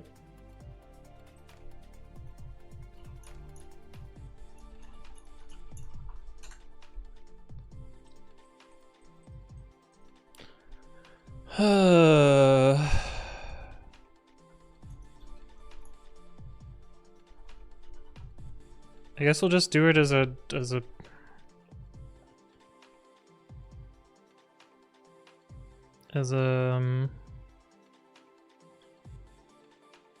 yeah, depth first. I don't know. Dance with Dirt says I have to go. Have a great day, everybody. Thanks for the stream, Mr. Anthony. You're welcome, Dance with Dirt. Thank you for stopping by.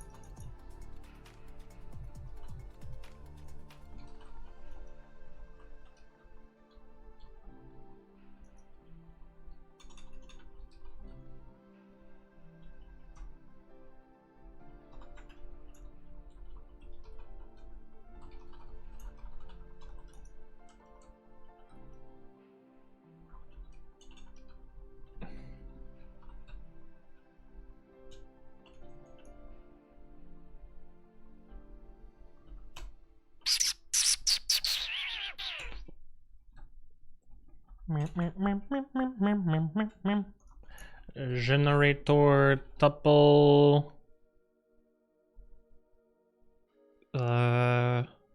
frozen set tuple int int and tuple int dot dot dot.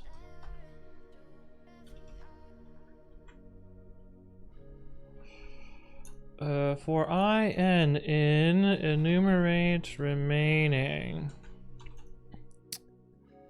If n does not equal 0, yield. Actually, we don't need you at all. Do it like this.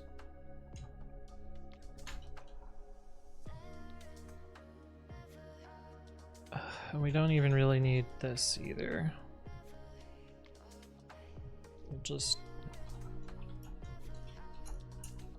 We'll just generate our int. That's probably easy enough.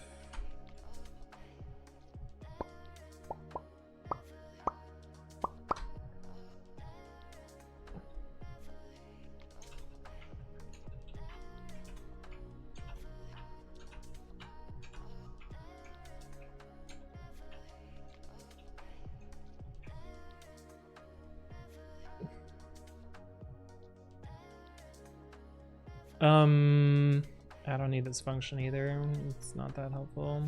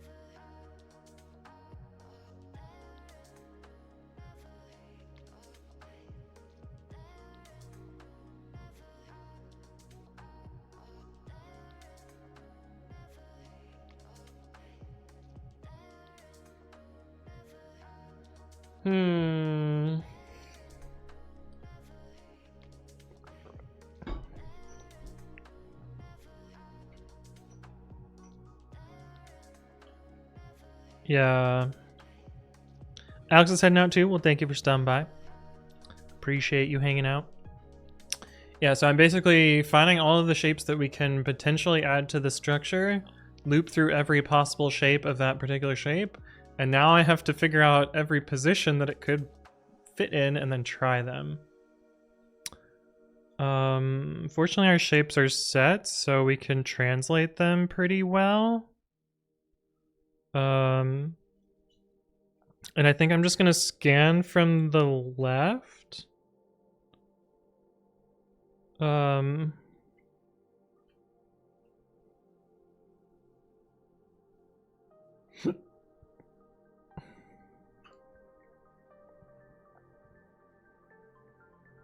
There's probably a smarter way to do this, to skip having to do all the translation.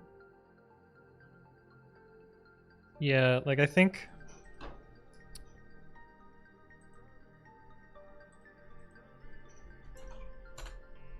like even for this shape, I think we can sort of know this position.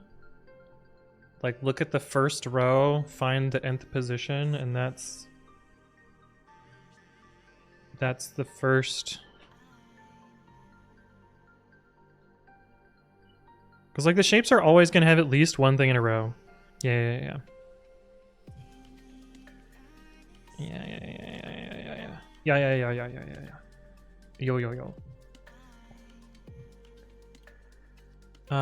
We also know how to minimize based on these. So these for loops are going to be pretty big. But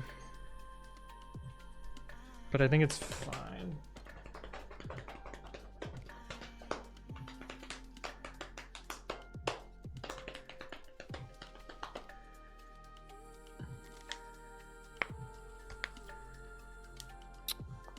But I need to use the restroom, so I will be right back. And then we'll write this. It's gonna be horrible, terrible, and hella slow, but maybe it'll be fast enough to actually complete. We'll see. Elemental Magic's card game says hello. Is it almost time for Idris 2? I don't fucking know what Idris 2 is. Oh, a functional language. Nope, we're not doing that. No, thank you. My SQLite's about as functional as I'm gonna get. Although we did do some in Genet. But anyway, I'll be right back. I have to fill up my water. I'll see you in a sec.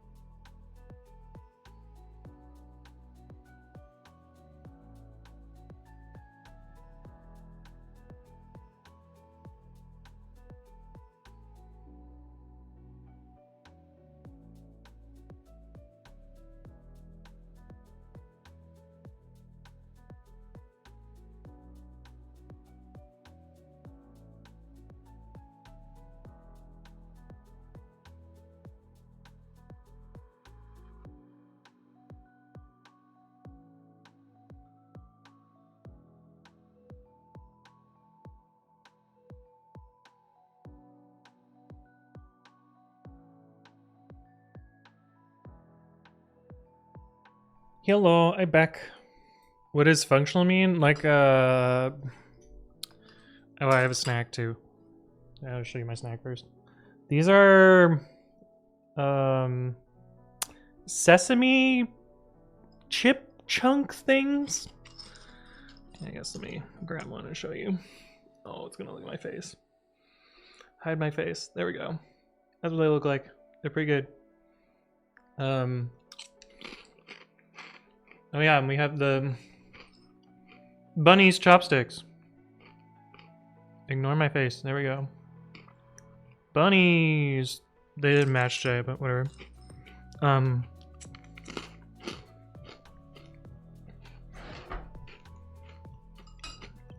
eat most of my snacks with chopsticks because then you don't get your fingers gross. Functional programming. So there's different paradigms of programming. Like, most programming that people write is procedural. Like, you have function calls after function calls after function calls, and you write procedures. And a functional language is basically all just one big sort of blob. This is a really bad explanation because there are still procedures in functional languages, but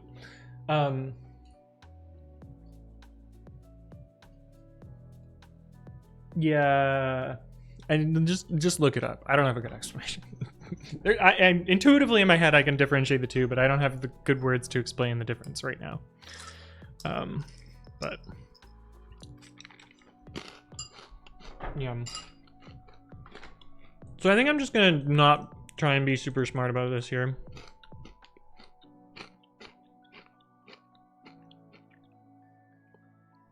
It just isn't like that at all. You're actually supposed to write a lot of top level definitions. Yeah, but it's...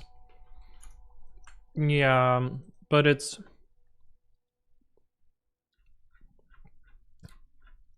It's still... It's very lispy. Kelnice says, I would say a functional language is more focused on pure functions without side effects and immutability. I think there's like a way that a language is that's beyond that though. But yes, you know, pure functions and immutability. I like that tends to be how I write stuff anyway, but I don't know. I don't have a good explanation for it, but so we do know bounds, at least like decent bounds for these, just based on the width and the height, because we know that these are size 3. And I think we're just gonna try all of them. I'm gonna try and fill top down and left to right. So as soon as I find something that fits, I can just stop. Or if we don't find anything that fits, then we're done. But we have to check for every row, I think.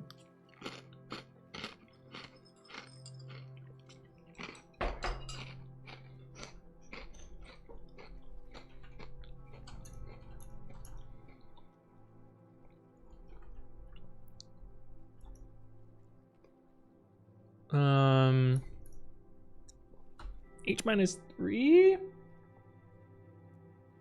Yeah. We also need a offset.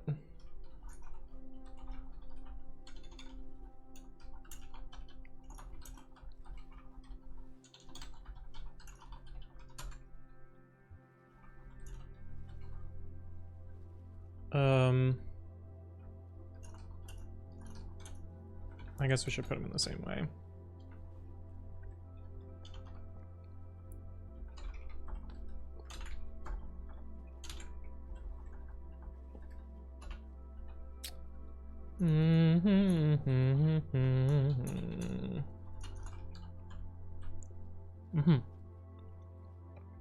Musa says, I wish I had points to change Babby's theme. Do you not like this theme?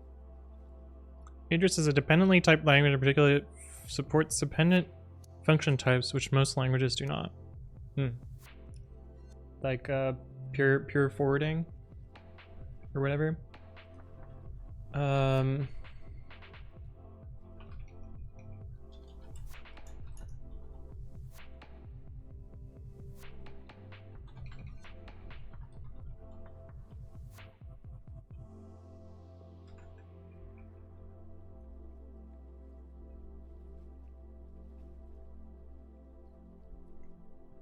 Like we want a way to not search further rows if we find something nice early on.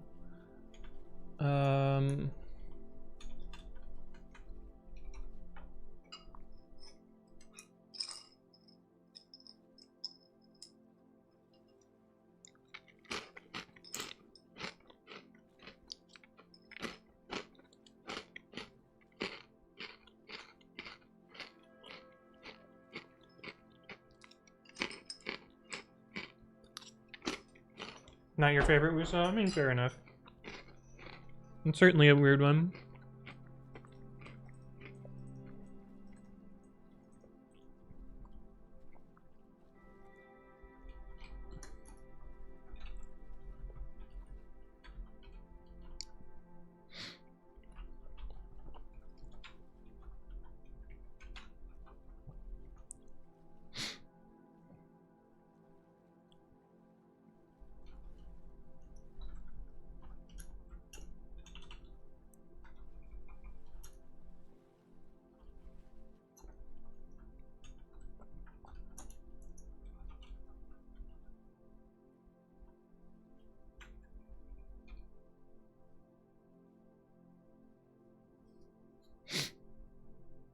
At least it's not hot dog. True. True.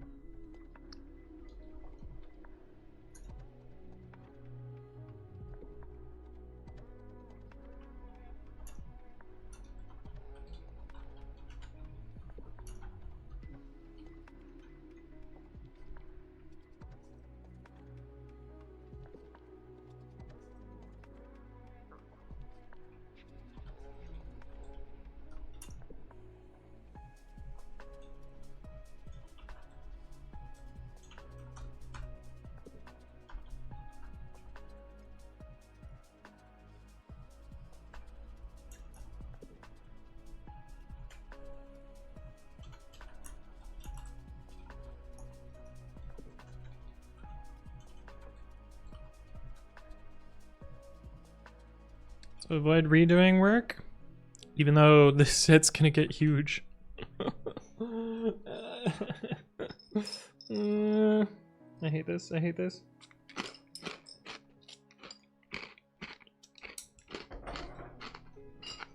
Why so many ads? Is the rent due? I have no control over it. This is Twitch in December.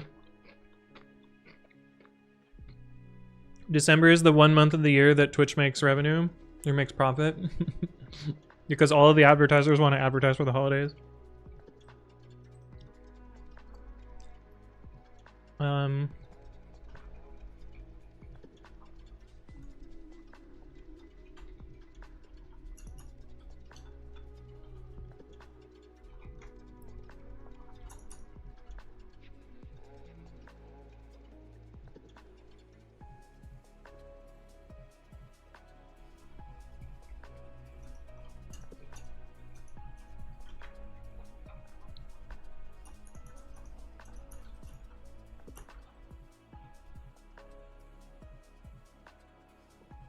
Why am I getting Lenovo ads from a MacBook? Bezos needs to fire his ads guys. I mean, yeah.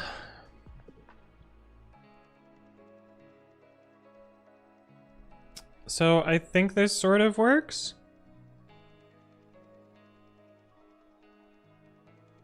Like it probably passes, maybe passes a test now.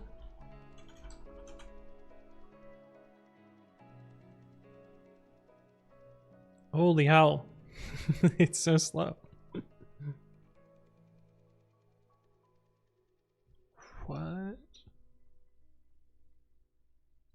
0?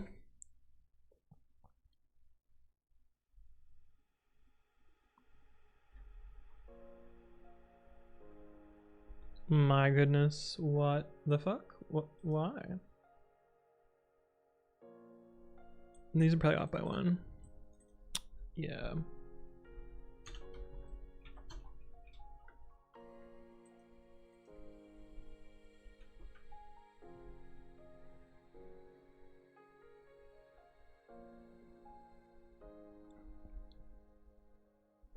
It's so slow.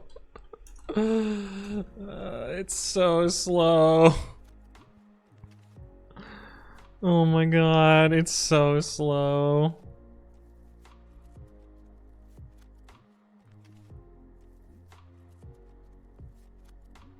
At least it's not gobbling all of the RAMs. But holy shit, it's so slow.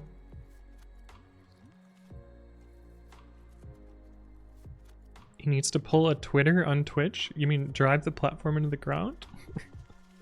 They're already working on that, I'm pretty sure.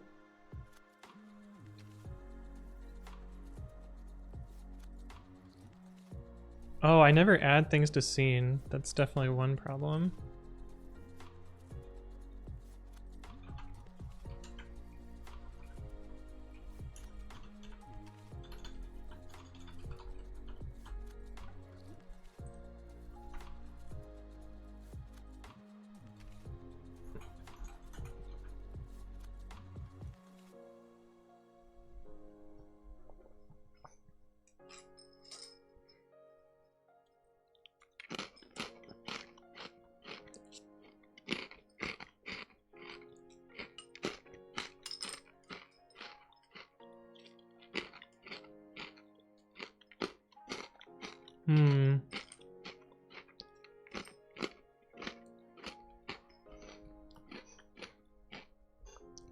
So there's got to be a better way to prune.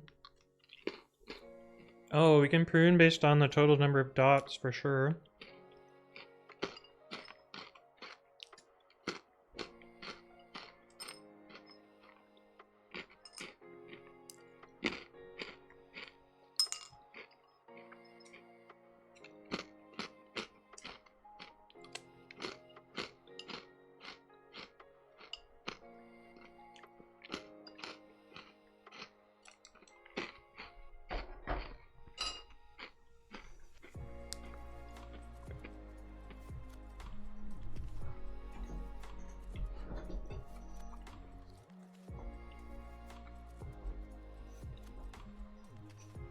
Can we even prune on that? It should never prune anything.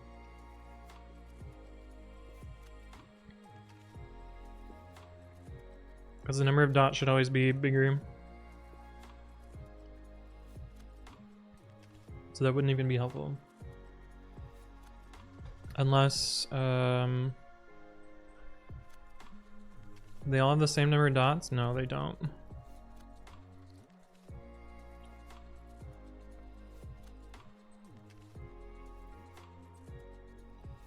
But it's crazy that the third one is so slow.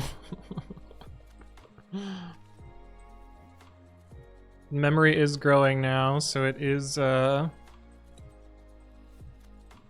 chugging through stuff.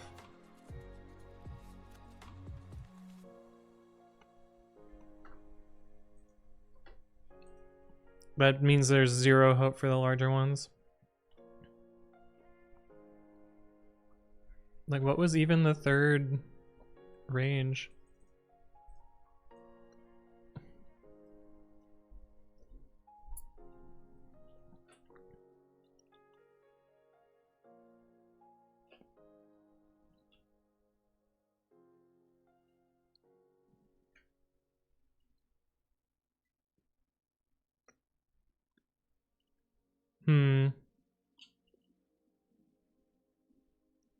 Is there a change? No, that doesn't help us much. I was thinking, like, if we adjust the X and Y to be like a different order.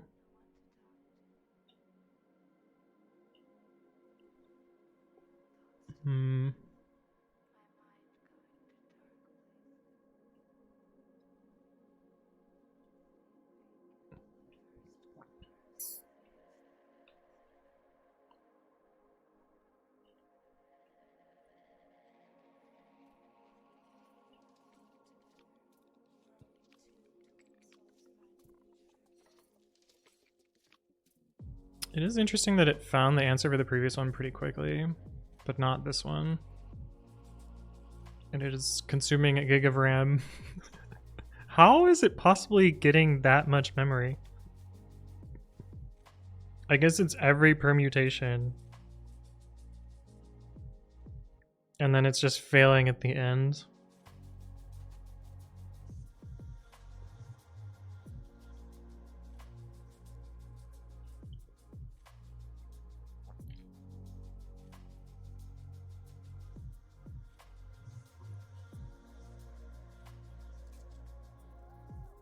Oh, it did eventually finish. After 4 minutes. And like, I don't expect this to ever complete at all. I expect this to gobble memory even faster. No, it is. It is getting through some of them. So this will eventually, maybe eventually complete.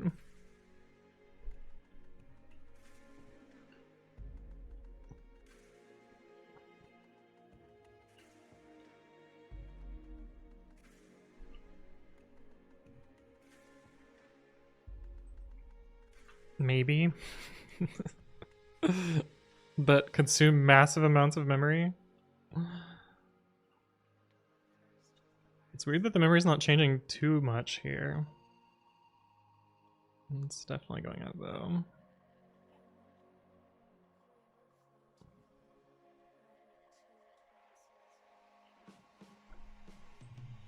Is there a smarter way to do this?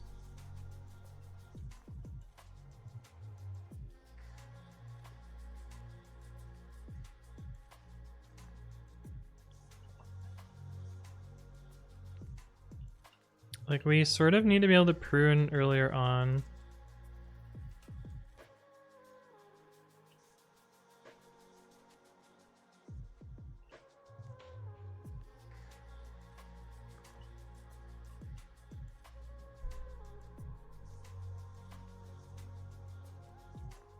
Is there any way with our shapes to make actual squares or actual rectangles?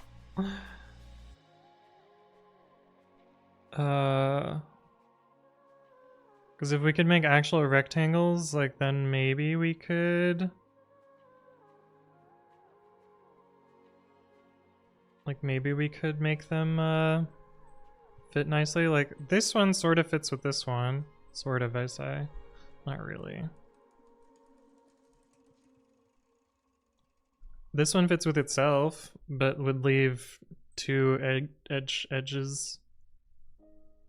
Well, more than two edges, because it would leave... oh no, I guess it was just two pieces there.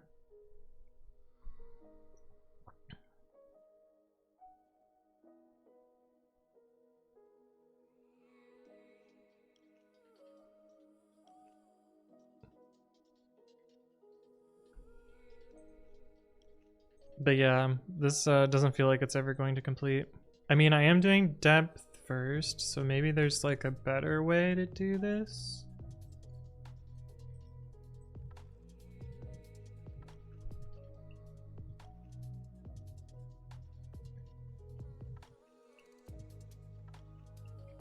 But yeah, I don't expect this to ever work. This is just horrible. This is terrible.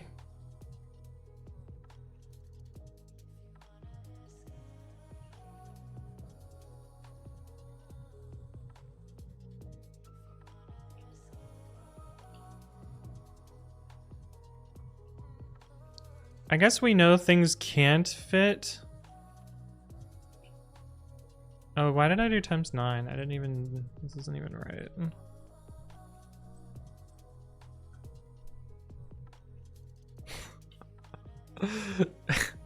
It's wild how wrong this line is, and also that it produced the correct answer. Yeah, I'm just gonna kill this. It's, seems not great. There's got to be a better way to know whether a shape is not helpful.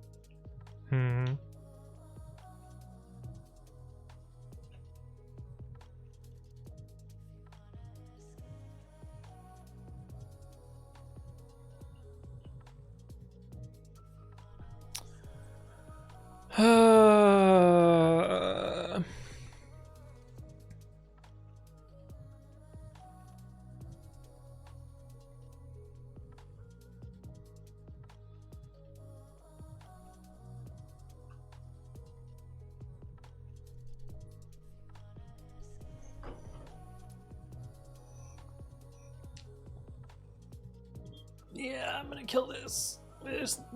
We have to do thousands of these. This is never gonna complete. Yeah, we have to do 1,000 of these. That was gonna take years. I'm curious if it's any faster breadth first. It shouldn't be.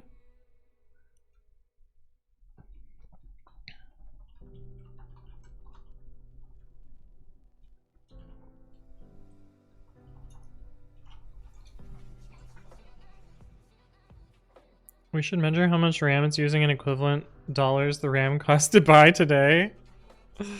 Yeah, fuck, how expensive is RAM? Let's see. PC part picker. Let's start a random build, memory. Let's say that I want DDR5. I want 2x32. Oh, why did I expand this?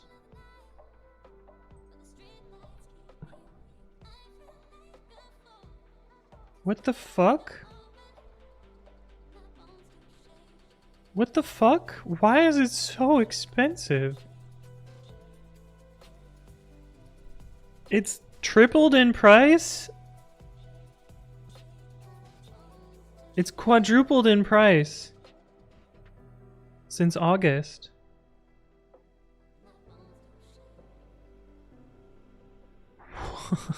The fuck? That's crazy. That's awful. Jacob, hello, how's it going? Okay, something's telling me breadth first, also not the way. So we need some way to prune values somehow. NVIDIA is lowering their GPU production next year by 40%. I assume that means consumer GPUs, not just GPUs in general.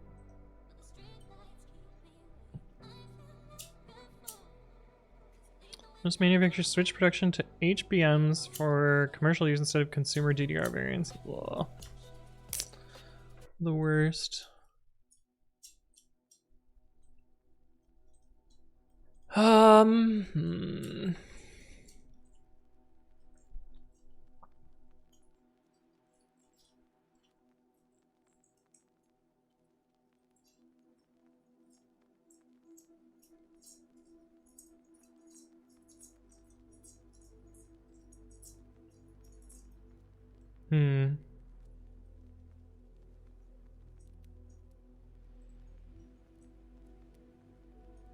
Yeah, I don't have any ideas on how to smartly pack these. First is crypto mining screwing us in GPUs, now AI screwing us on RAM and GPUs. Yeah, I'm surprised that RAM is I guess the RAM is gone because they're spending it on GPUs. It's still just GPUs.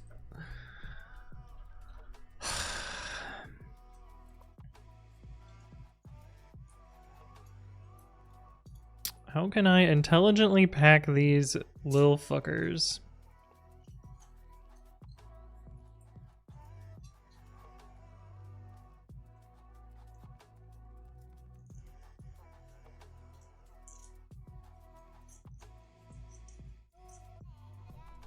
I guess I can cache this, which saves a lot of computation.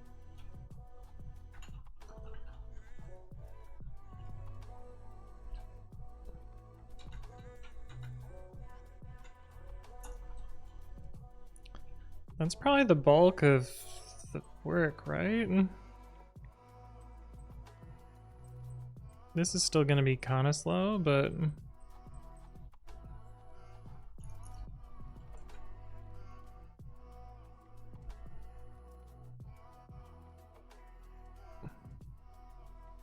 I guess I probably should have profiled, but Crucial stopped consumer RAM altogether. What the fuck?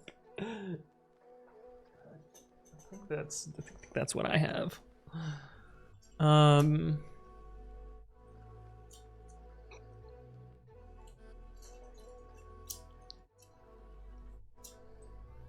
It's like this potentially is pretty slow.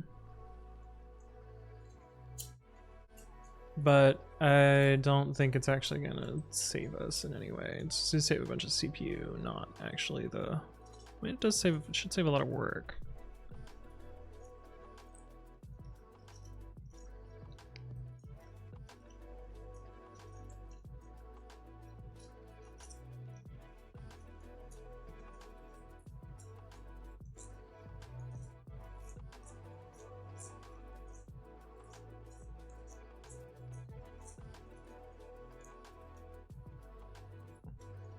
Grundwehr says, can you do some sort of binary packing? Yeah, like represent them as numbers instead. Maybe, but debugging that sounds like hell.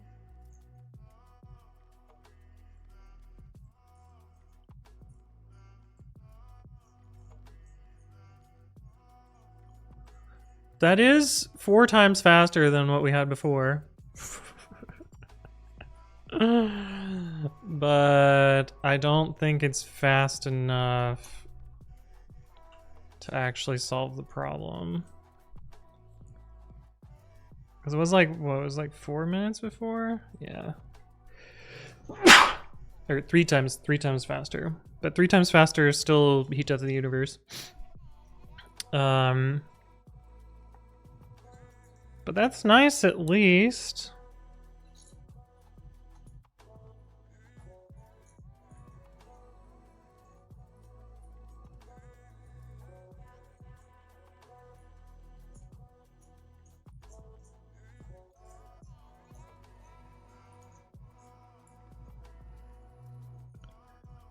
I think the answer is somehow... It's like we know we can eliminate stuff.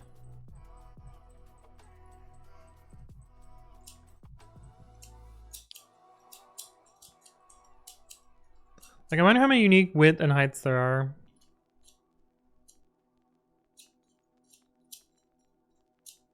Oh my god. We're going through all the memory here. I guess that's what breath first will do. Yeah, let's stop this before it gobbles everything.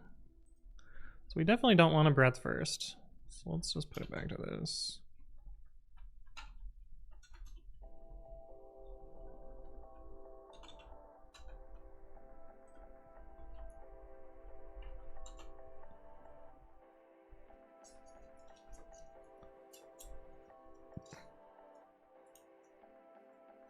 Yeah, I mean, our data structures are a significant part of the memory footprint, but not like algorithmically different.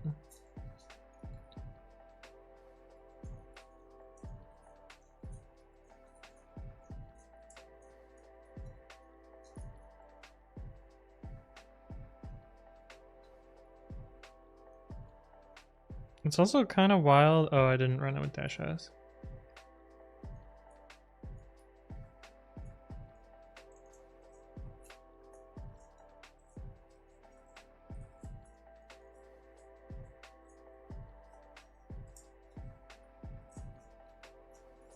Yeah, I think the problem is like when it's successful, it happens super fast. When it fails, it's gonna take forever. Probably because there's multiple solutions. Wow, this is... Okay, so a minute. So this was 4.5 minutes, so we've made it 4.5 times faster. But that's still not, there's still no way fast enough to actually get us a real answer here. I guess we can make it 6 times faster with PyPy.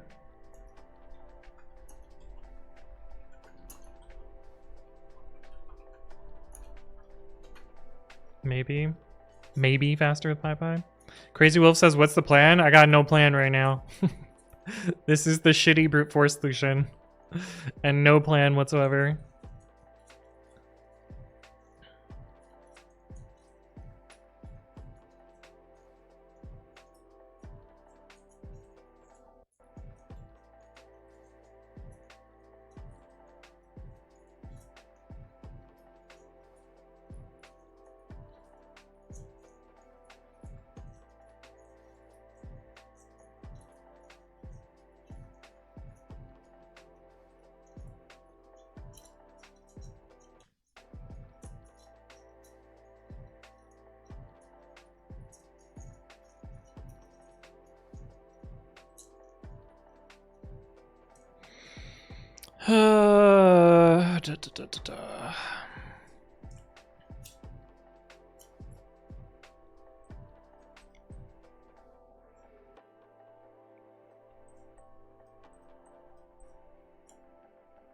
Are you trying to solve it or do you want to optimize mine? Well, admittedly, I don't really have a solution right now. I tried something that I knew was intentionally wrong and it happened to get me the right answer.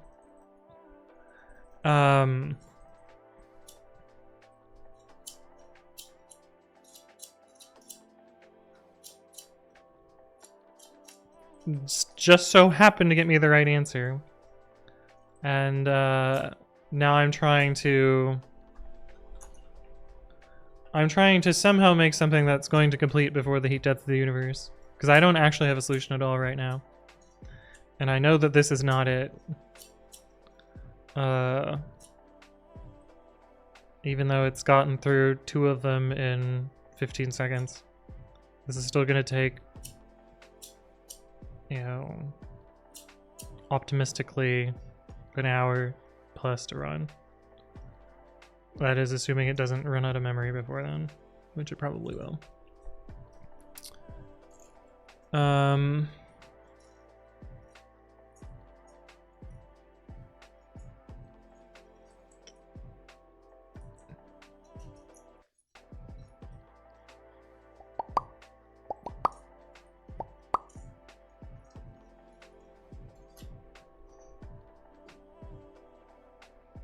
Hey, what's up, Spyro? Hello, hello.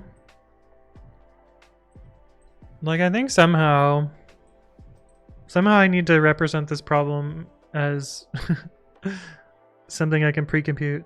What do I think is the slow part? Lamau.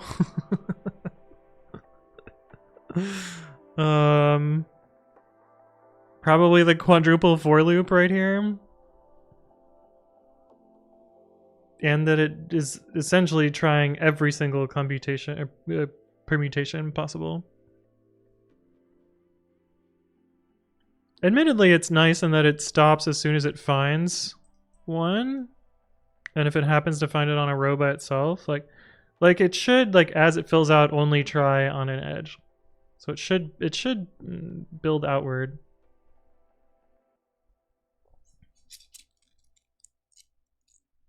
Like, I can reduce the problem in half by saying that the top left, like, rotated amongst the, along this axis, flipped, it's the same. That would halve the problem, but that doesn't get us an answer any quicker. Especially because this one, it's just going forever on.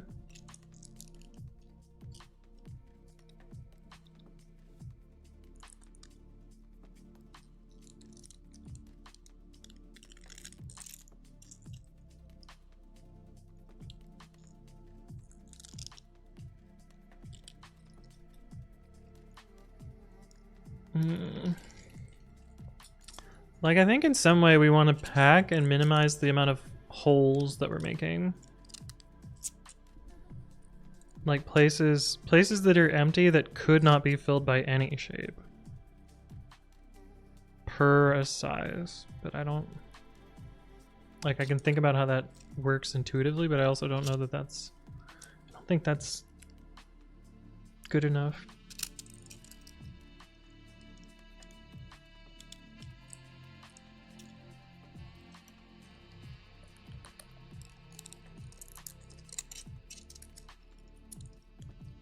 Like, I want some relation that's like, can I fit with one fewer width?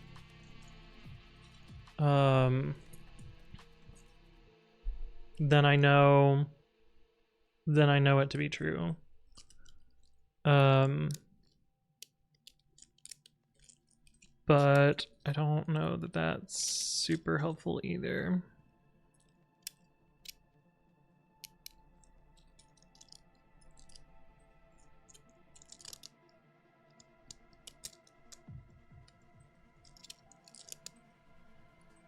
And I don't really think that changing the data set is gonna make, or changing the data types is gonna help me that much. Like, yes, twiddling bits is gonna be faster than building set objects.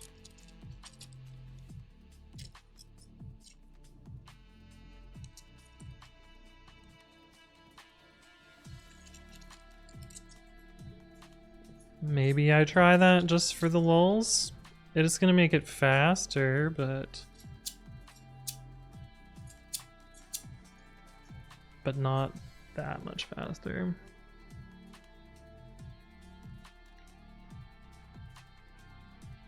And then the vertical, maybe we try that.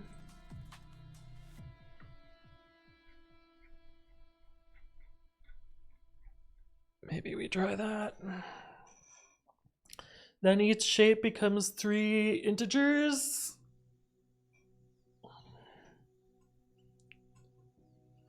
And the board is a list or a tuple of ints.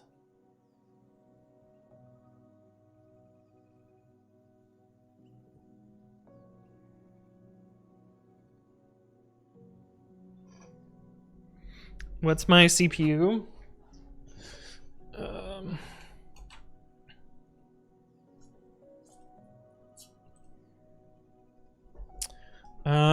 It's Ryzen, this guy right here. It's that one. Alright, let's turn them into ints, see what happens, see if I can actually implement that problem.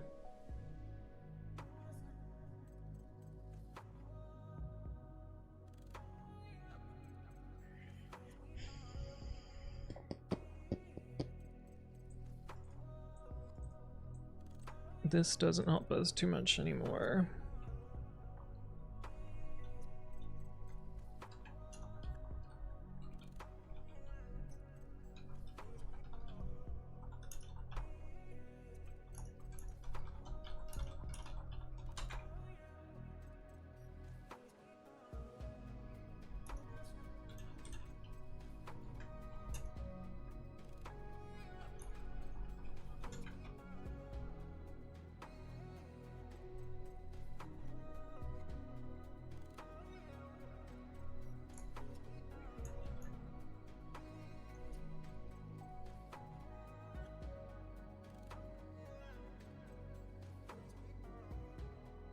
This is actually gonna flip every shape horizontally, but it's fine.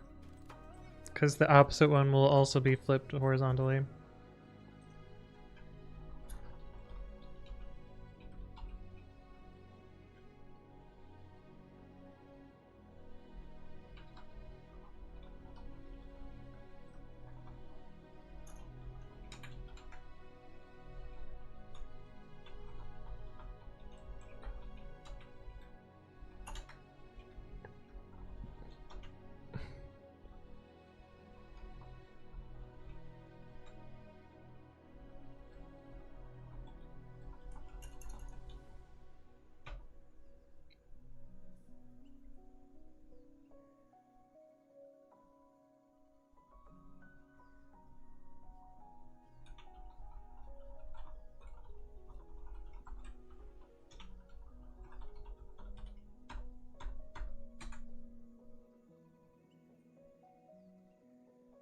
Yeah, so it flipped them. I guess we can make it not flip them. Just for sanity's sake.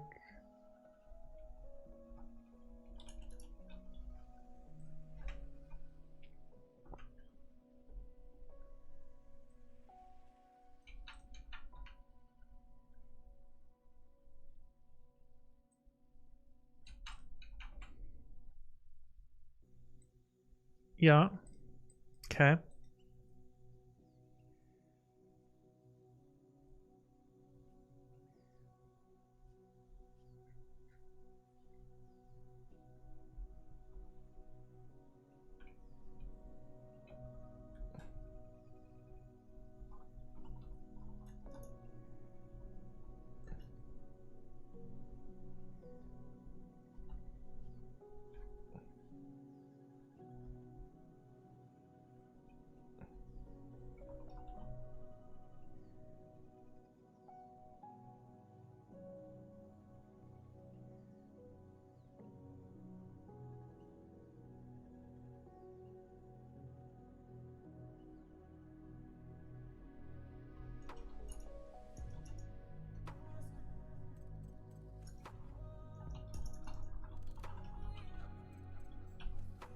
Like the music? This one's looping, so I guess you're in luck here.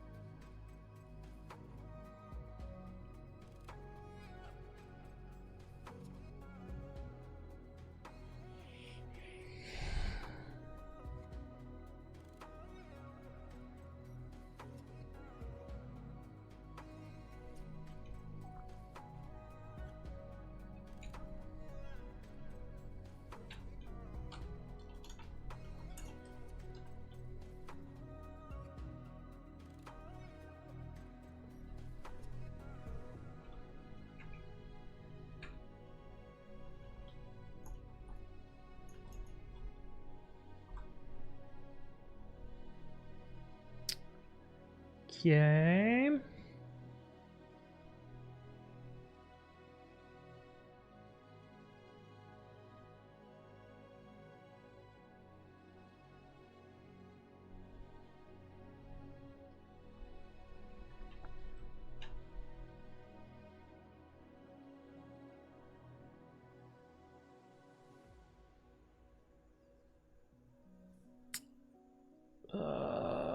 So it's actually better for me to translate X first, because then I don't have to retranslate it each time.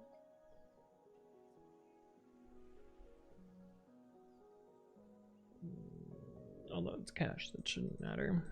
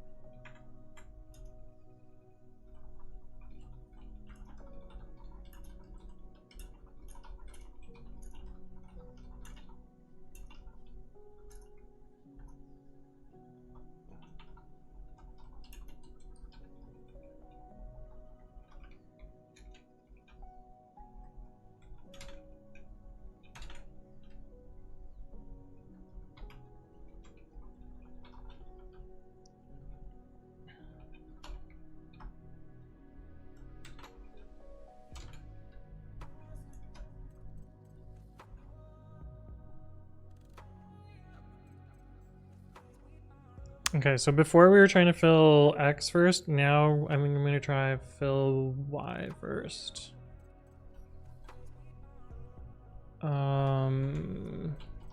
Just because it's going to simplify the math a little bit.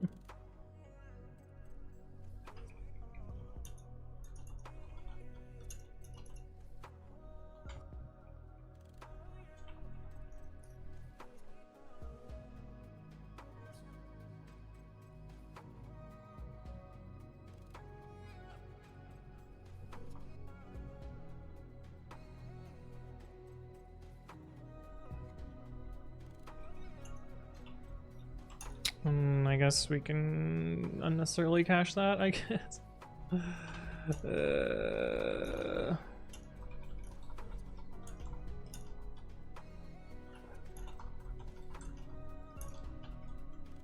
Oh, and actually we're going to be filling from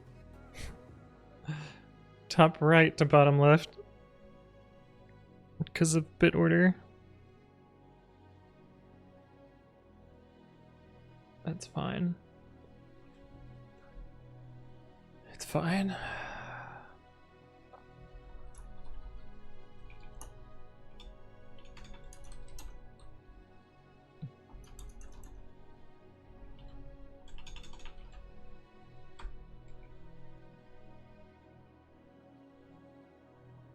I think MyPy's gonna be mad about this function.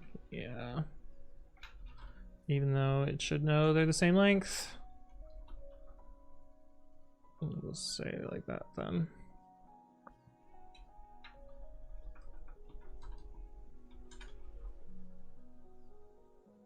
Back, had to make some grub. Sounds good, sounds good. Welcome back.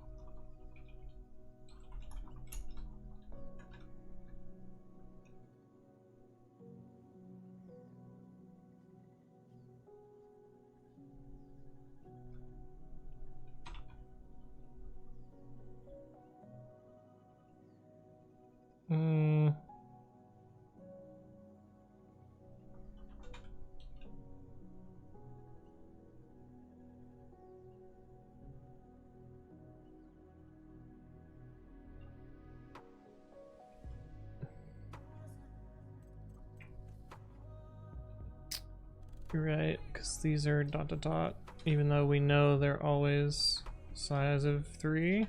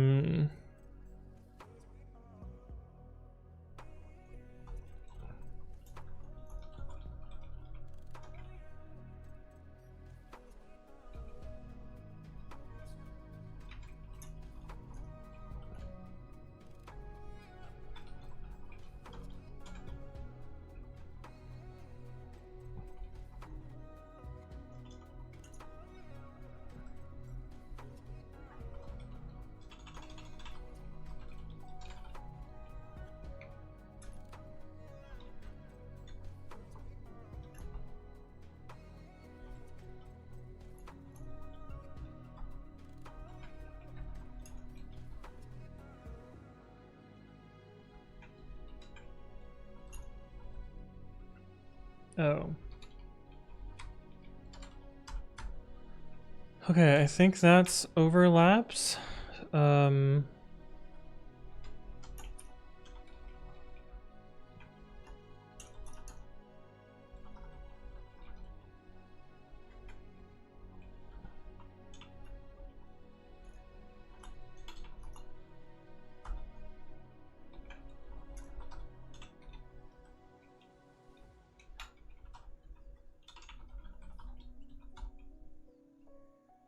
And I think that's the shape update.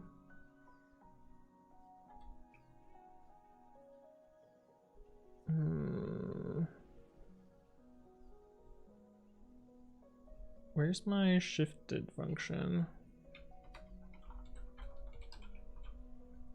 Cache it, because why the fuck not? Tochiji, hello, hello, Merry Christmas. Hepta5's also here. How's it going?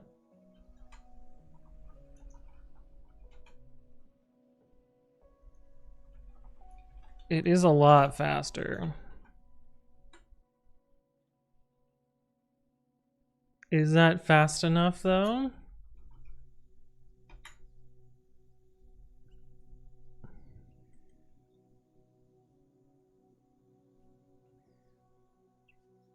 No, but it does seem like a decent optimization.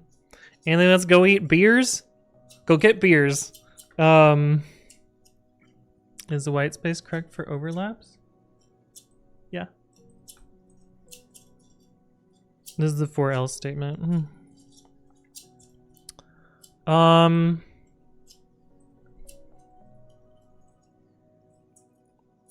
So still gonna be pretty slow. Will Michigan beat Texas? They're playing Texas again. Yeah, here's one of my oldest videos. Is that today?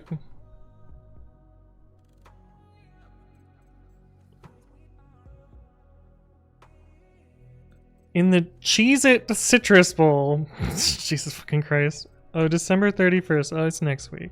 Didn't they already lose to Texas this year?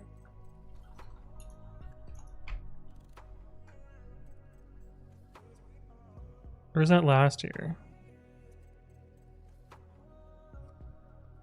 Am I thinking of last year? I feel like they got crushed by Texas last year. Maybe it was this year. I don't fucking know. Yeah, no, they did play Texas. They played Texas, oh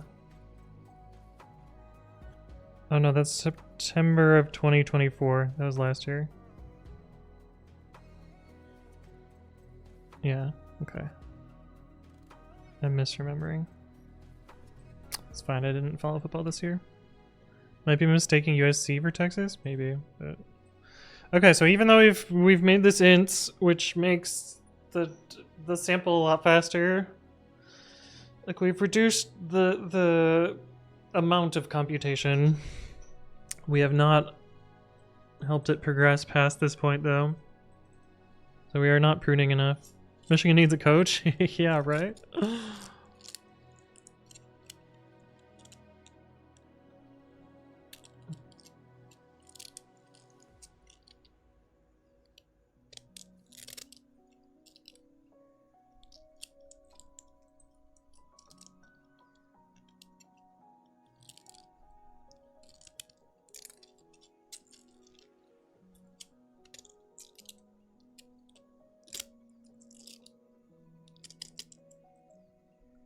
I wonder if my algorithm is greedy enough to just be like, yep, nope, if we didn't find anything, return false.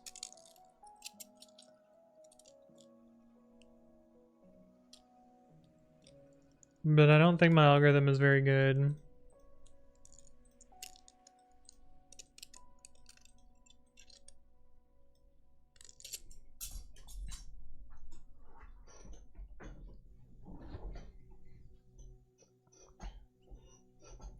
I guess we could probably say, like, we could have some heuristic of like unfillable spots and just pick the best shape at each time.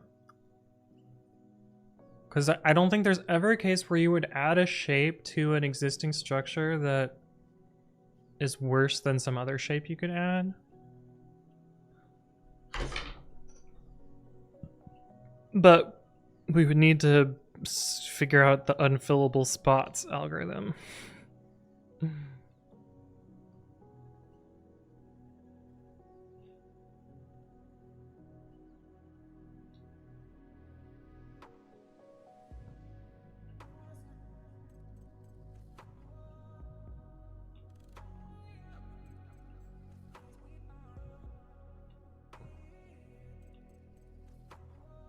And it would somehow need to be faster than whatever the fuck we're doing. But if we could get an algorithm that is greedy, allows us to greedily place a single shape, then I don't really care how slow that greed is. Well, I do to some extent, but like, if the greed only has like, it has to try 30 things, so that's not too bad. I love the different haircuts you have throughout your old videos. I mean, it was just pandemic where I just didn't get my haircut. So right?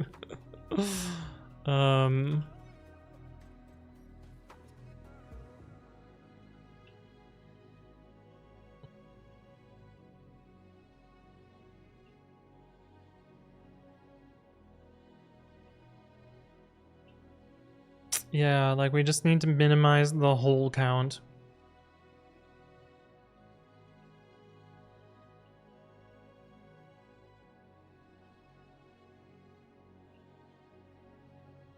But I don't know that that's helpful. There's hippie ant and corporate ant and gamer ant. Wait, what? When am I ever hippie ant? I guess I had purple hair. What the fuck is corporate ant? When was I corporate? Delway, thank you for the follow. Welcome, welcome. I hope you're doing well. Oh, my dashboard's freaking the fuck out. Chill.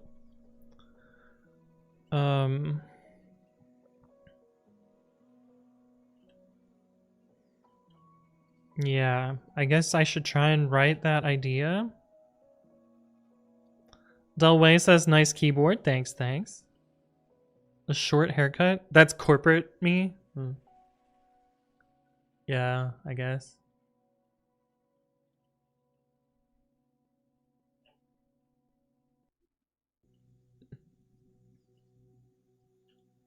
I guess.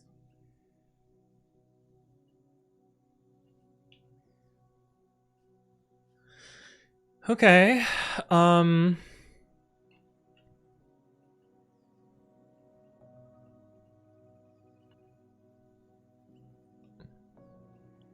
How do we figure out whether a point is uncoverable?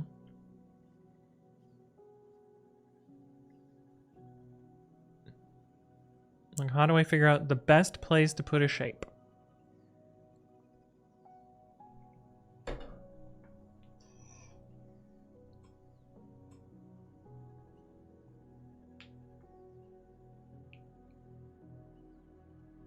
Go to Mexico to minimize holes? What?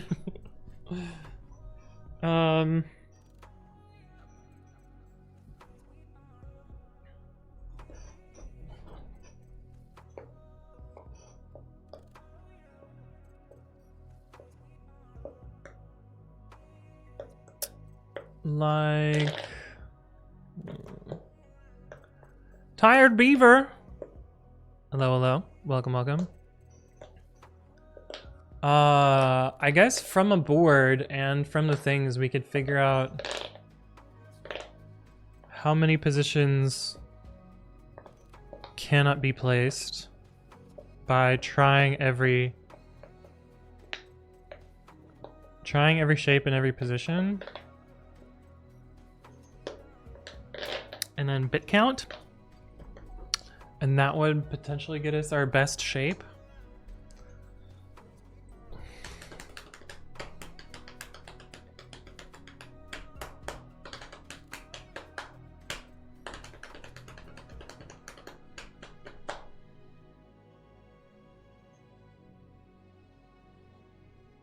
Potentially. Am I allowed to talk about my approach or no? I imagine it to be similar to yours. Not until I have something working. When I have something working, then you can give me hints, but I don't want hints. I don't want hints at all.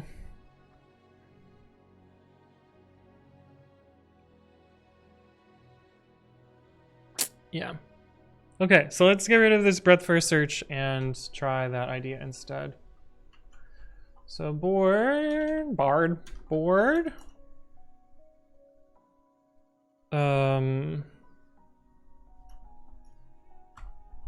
We can actually let board be mutable now. No, we don't. We don't do that. No, wait. No. Let's do that. Which is the same as this, but fewer characters.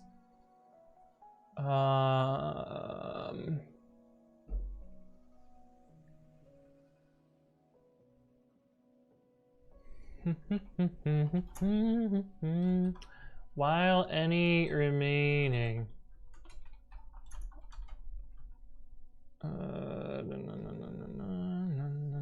What the fuck? Oh. We can actually let this be mutable, maybe? Yeah.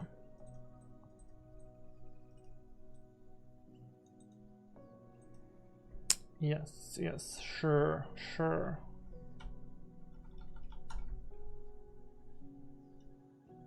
We kind of want you.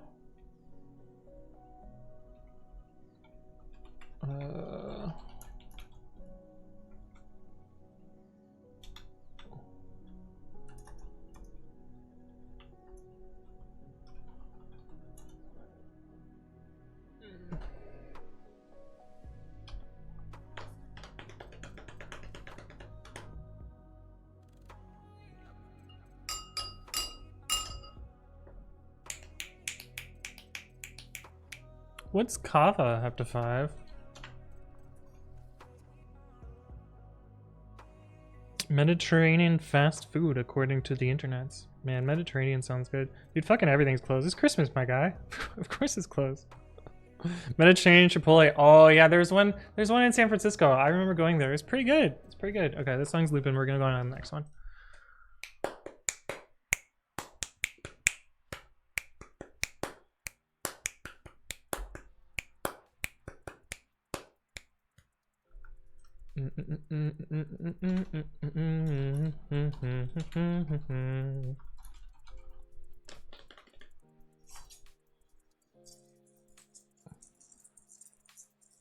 So I'm happy that AOC is only half this year because usually I would spend the entire day solving the question, maybe even longer depending on how hard it would be. Yeah, well, I don't have a job, so it doesn't fucking matter to me.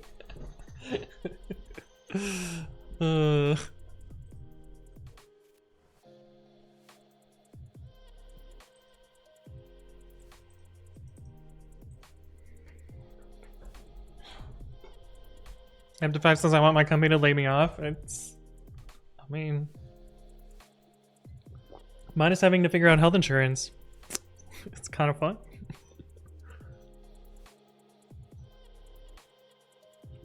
You do have Run Club though, much more important than any Jorb. It's true. It's true. You want that 6-month severance? I only got, well, I can't talk about how much I got, even though I'm pretty sure I've said it on stream before.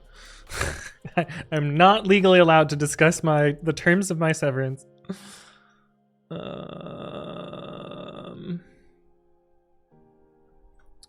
Okay, so we don't need you anymore.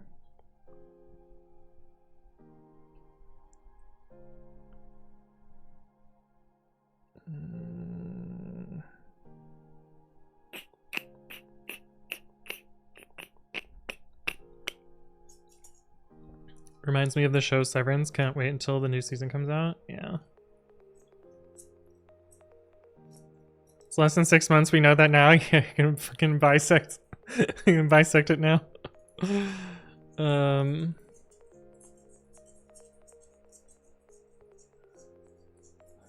Okay, so we can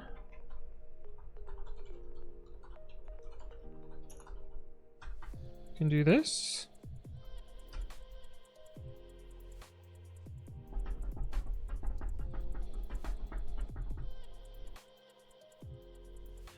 Yeah, return to office and let goes are a fun one.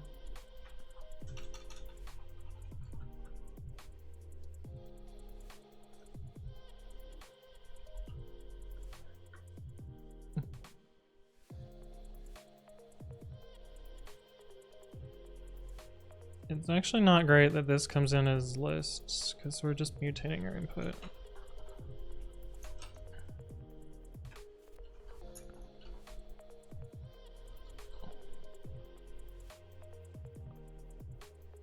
I think we can just call it list and still.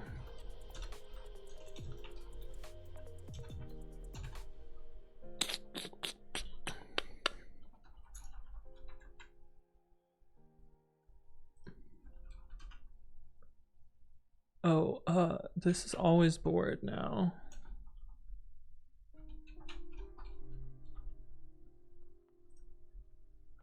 Should have run the linter. Argument 4 to fits has the wrong type? What do you mean? Oh, right, because this is tuple int ... because of the way that it is. Because of the way that it is. All right.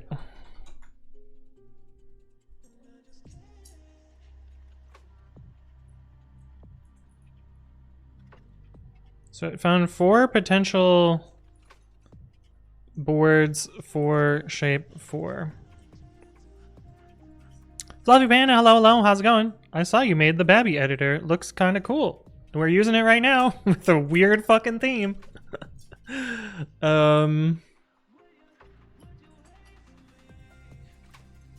Yeah.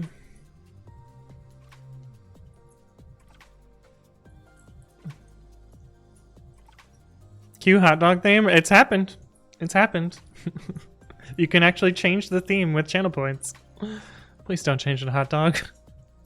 This is the one that I got changed to today because somebody was like, pick an unreadable theme, and this is a fairly unreadable theme. Oh, those are some cute emotes, Fluffy Panda. Luna BL8 and X Cookie 1 Pat. Neat.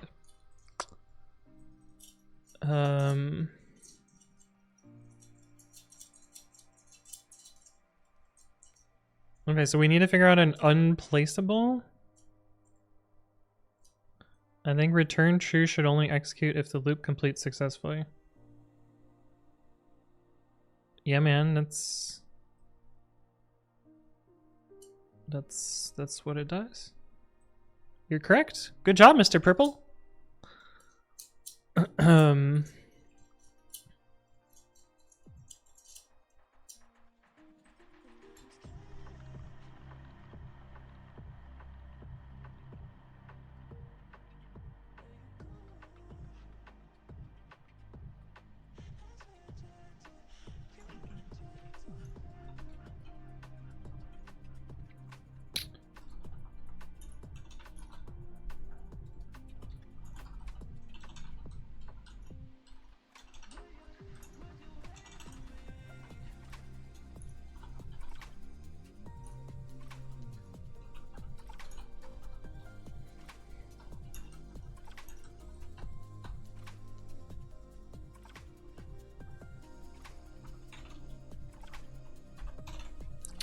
So my idea here is to try and place every shape on the board and then count the number of zeros at the end.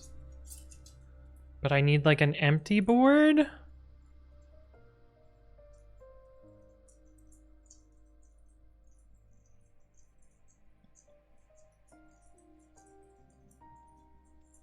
I also don't know the width and the height.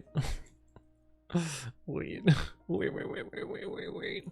Maybe I count the number of ones. And maximize the value? Maybe we count the ones. I think the ones are going to be easier to count. Maybe we count the placeable ones.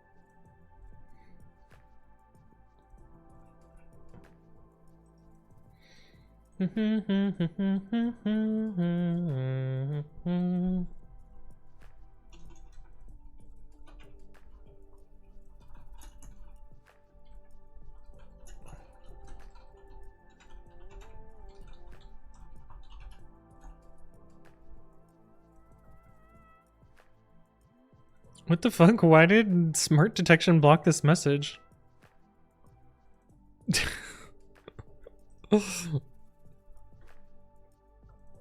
I haven't done a sponsor stream in so long. Probably because I said no to a lot of sponsors. Yeah, we also need width and heights.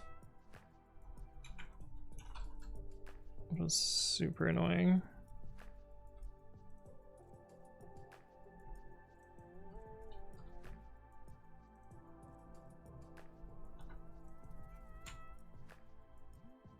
Yeah, it's probably the S word. Aw, god damn it, NG Tontai. What the fuck, man? Why are you back again? Why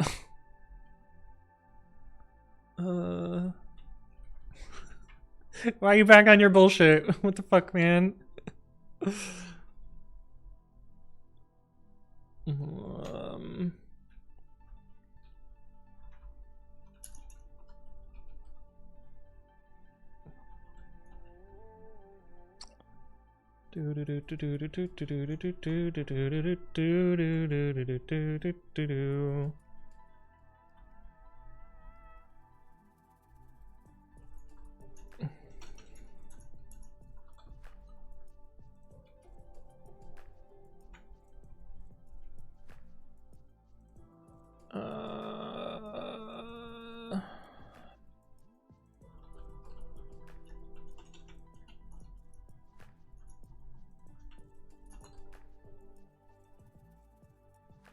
Yeah, so draw on the fake board.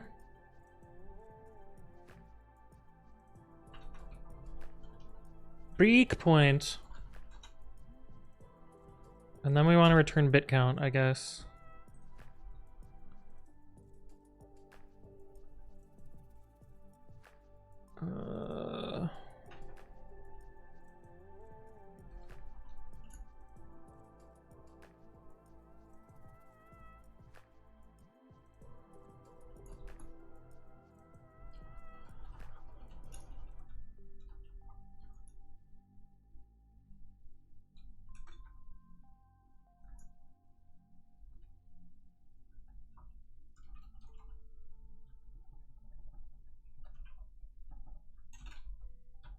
Okay, placeable takes width, height, board, shape ID, remaining shapes. Width, height, board,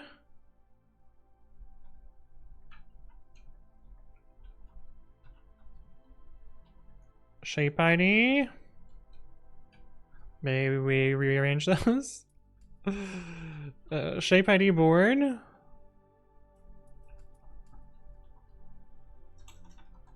And then remaining in shapes.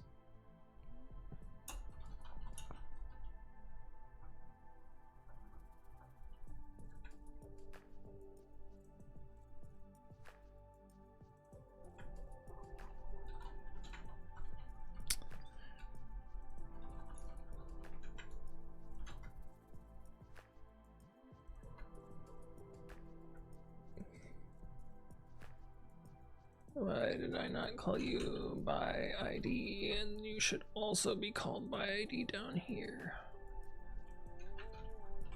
I didn't run the type checker. It would have helped me.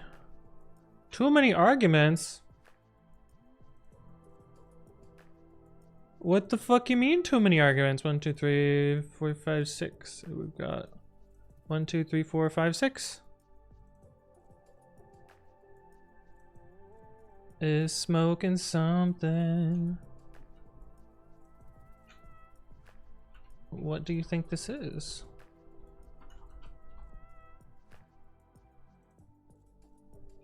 Why did I pick a shitty variable name? Oh, no, the variable name is fine. List of tuple int something.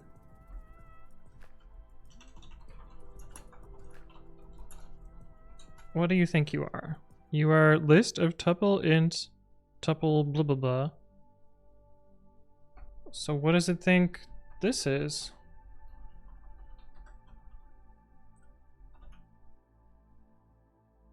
Reveal type is any underscore T39.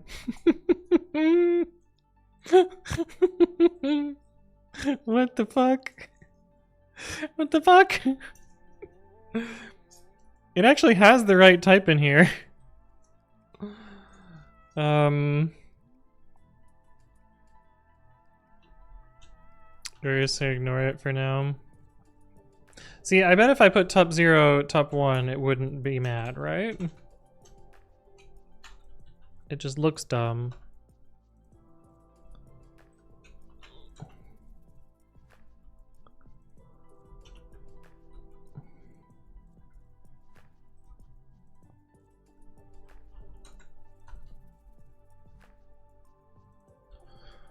Okay.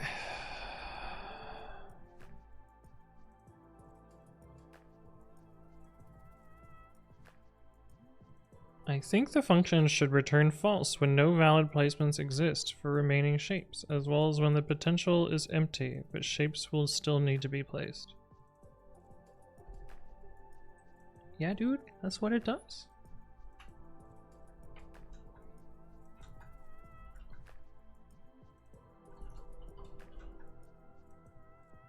What?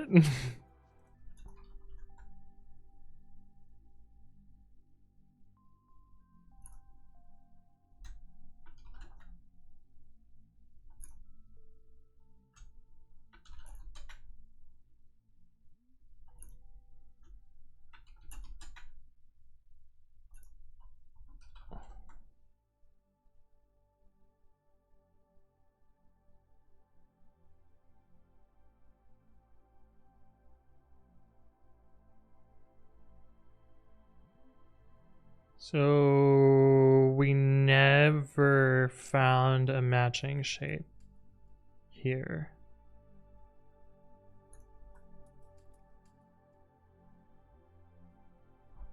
It's raining says, what is the color scheme? You can do bang theme and get the answer.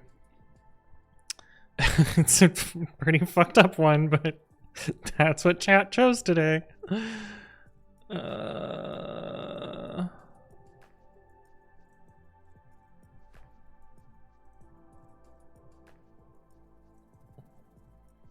Maybe this is right.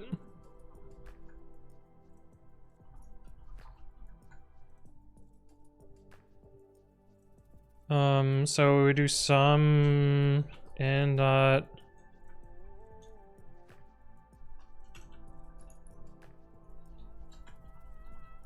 there's a thing here, right? Dot bit count. Yeah.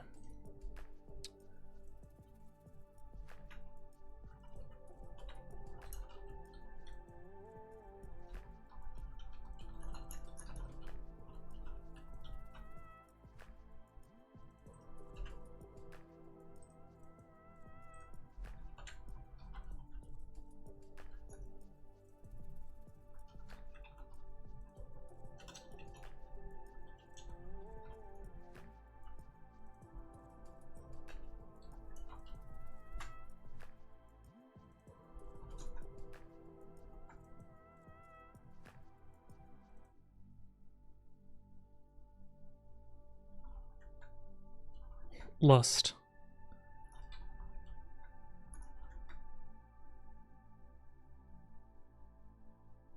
Okay.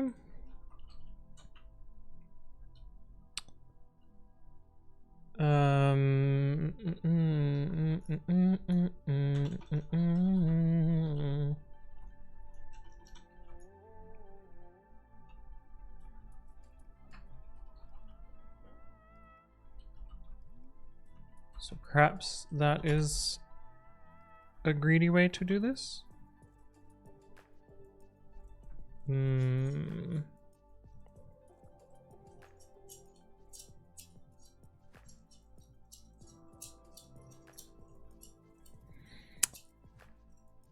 Greed is not good, it seems.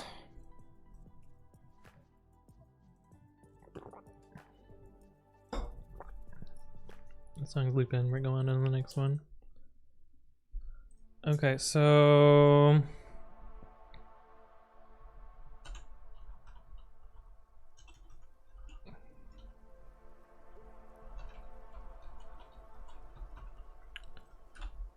just because I'm lazy.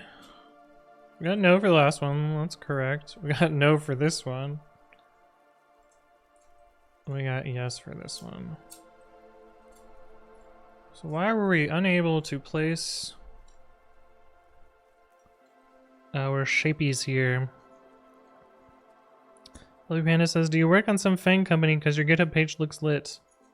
I currently have no job.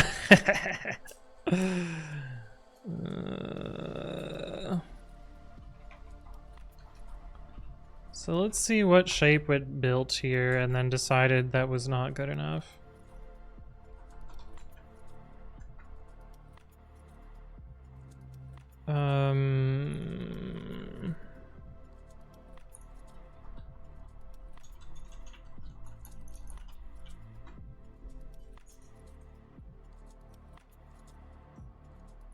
That's unfucking readable.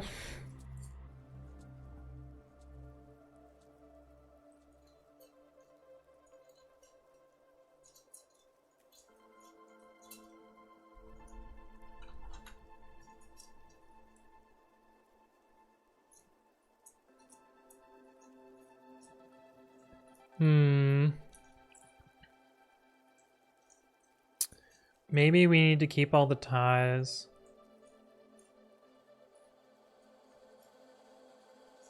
That he works for free. Maybe we need to keep all the ties.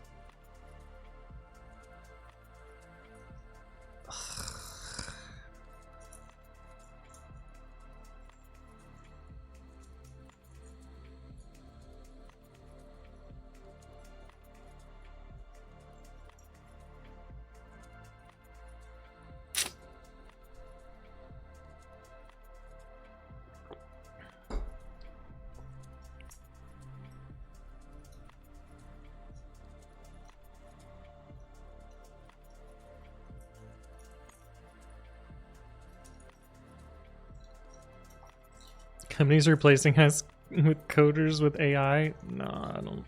That's not what happened here.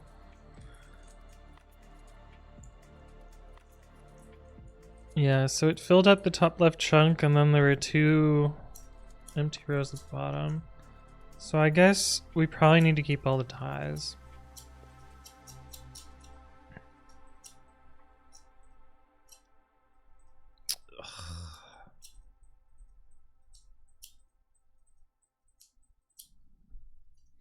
Is that even gonna be enough?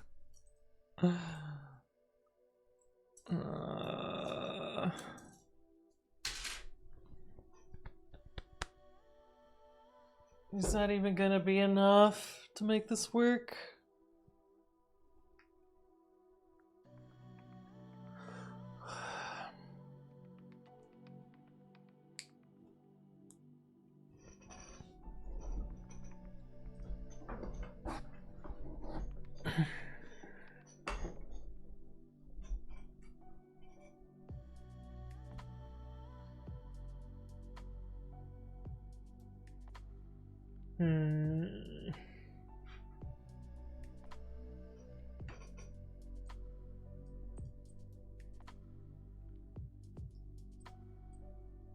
I also think my greedy algorithm has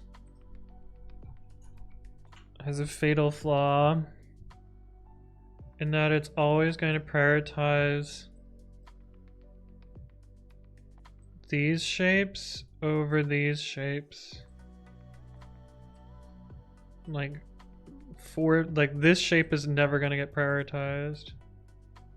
It's always going to prioritize the ones with, oh wait, no, the other way around. It's always going to prioritize these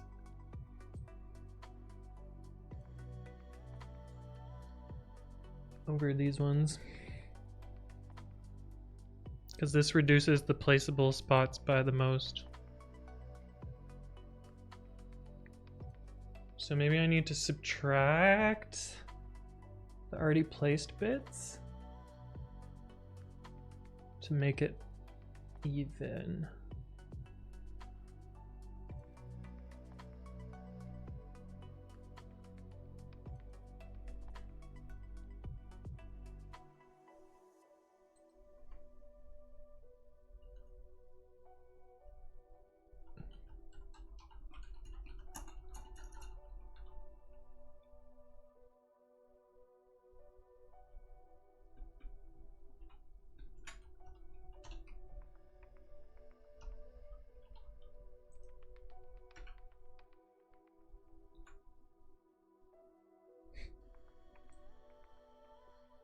How the fuck did we get negative?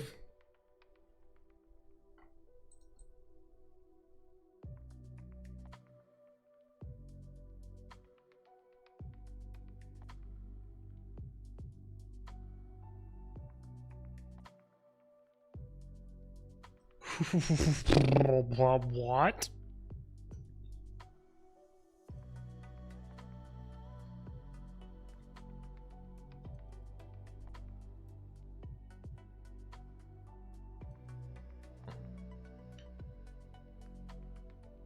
I think we really need to figure out unplaceable count instead. So let's do that. So that's going to be width times height minus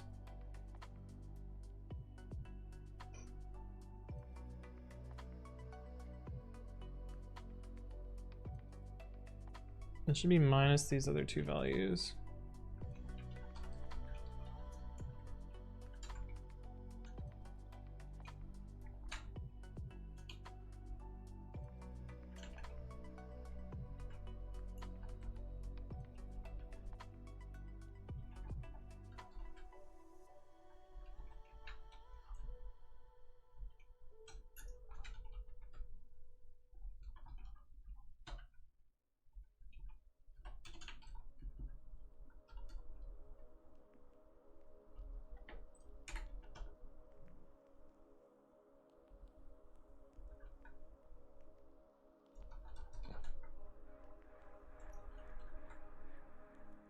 We ended up in the same spot.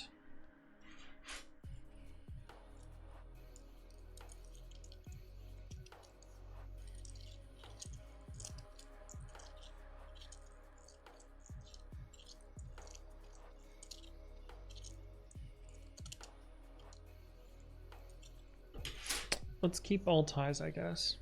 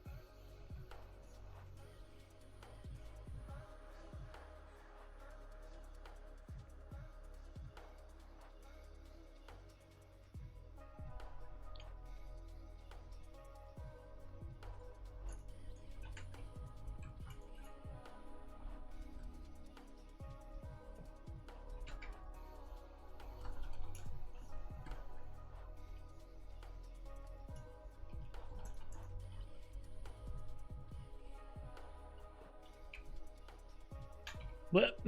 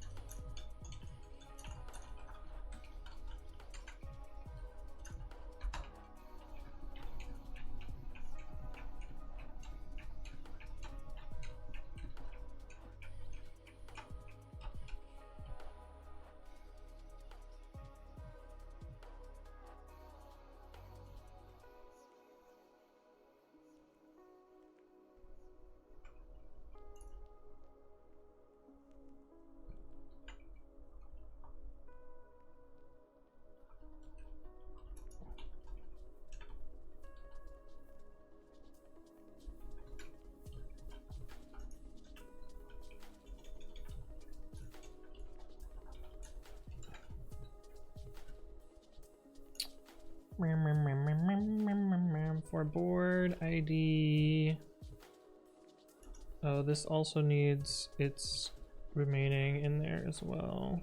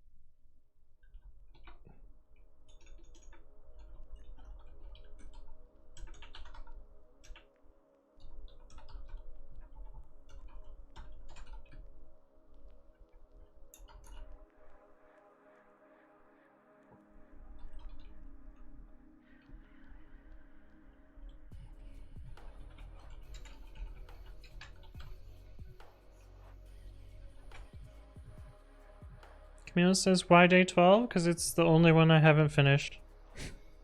Because I haven't attempted it until today. I realize it's the 24th. I've been busy.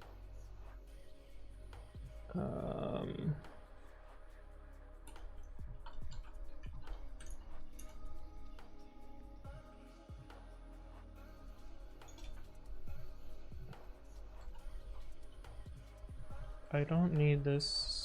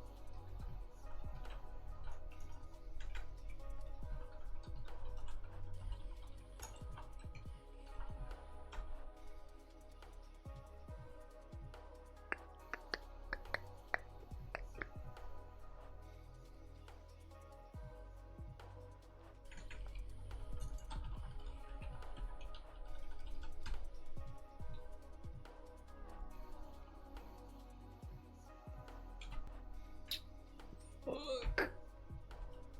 Made all the code wiggle. Did it wiggle back properly? Hopefully.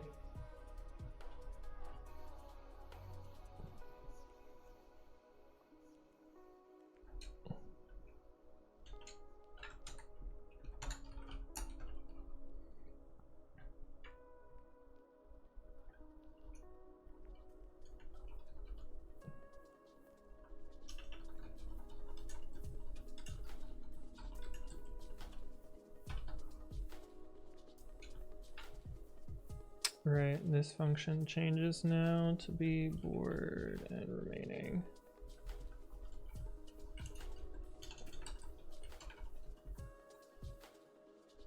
don't need to do this anymore.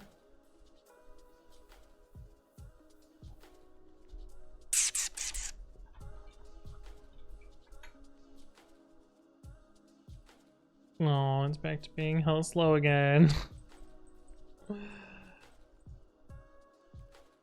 But maybe it's fine.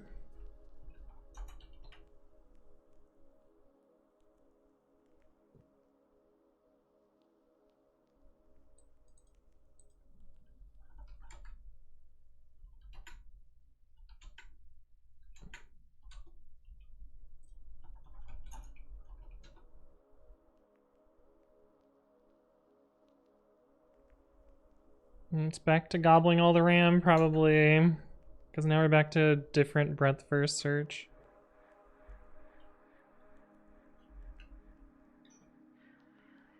But a much slower breadth first search.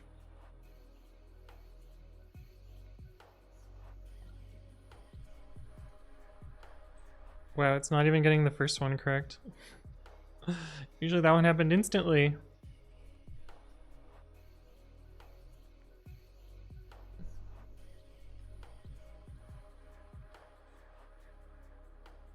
I guess we're probably... This should be setified at each level. This should be a set, not a list.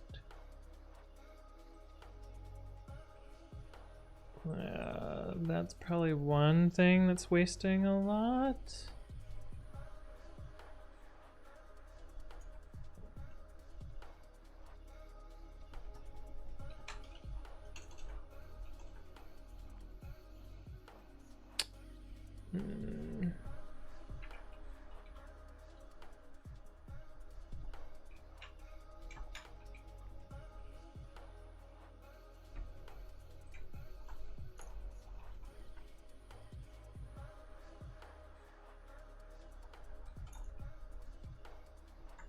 It's faster for the sample case, but it's still not fast enough, probably.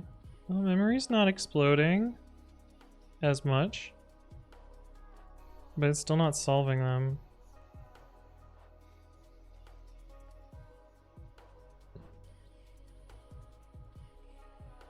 Fuck.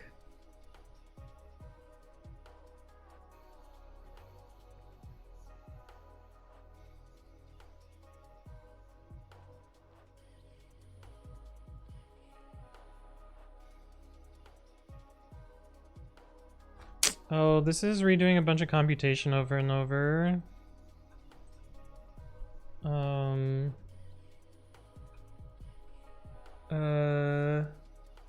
Potential should be a set too.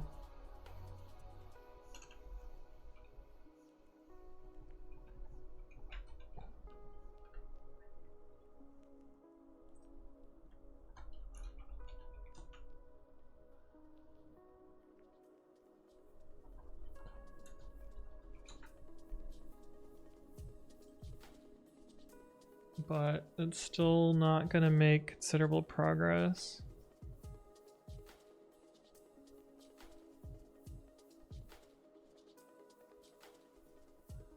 We're still doing a shit ton of work.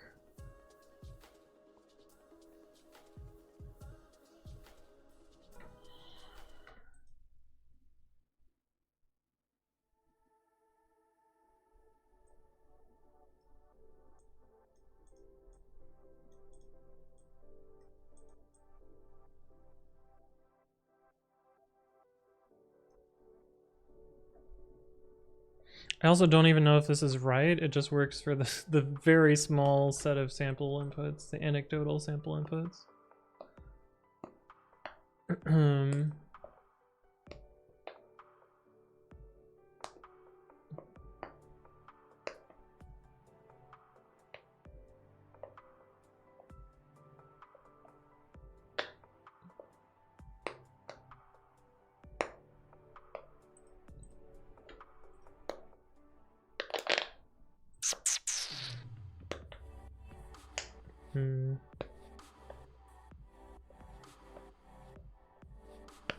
Yeah, this is not gonna work.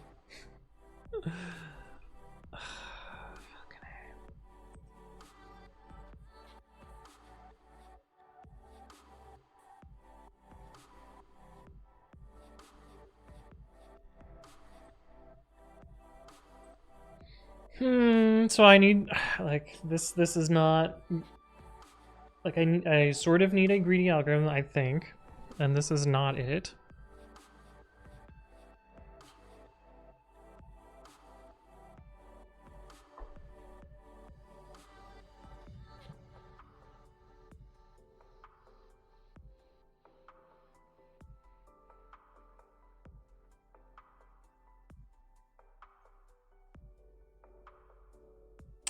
Like, I wonder if I can get...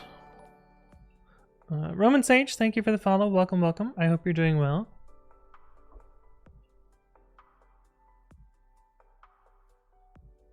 Like, I wonder if I can figure out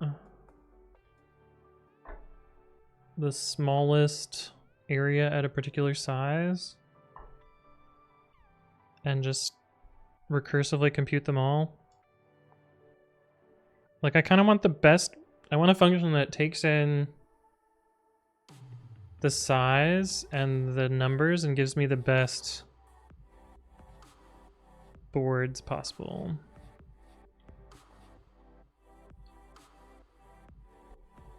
And at size 3x3, it's just all of the shapes. Size 4x3, it's probably still all of the shapes.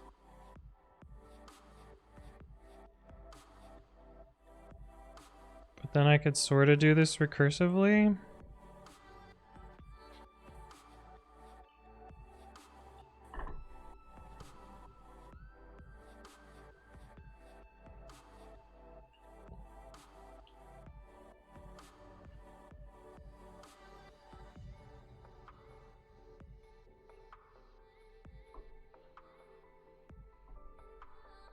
I don't know, but I gotta get ready for Run Club. I gotta eat some quick dinner, and then I'm gonna head out. So we'll work on this more next time. But this is clearly not the way. So I'll play around with that. Let me do my little spiel, and then we'll send you off to another channel. Even though I got it correct, I got it right for the wrong reason. So we still gotta do this. Crystal Gutter says, sounds good. Good stream. Thank you so much. This is my YouTube channel. Go subscribe there.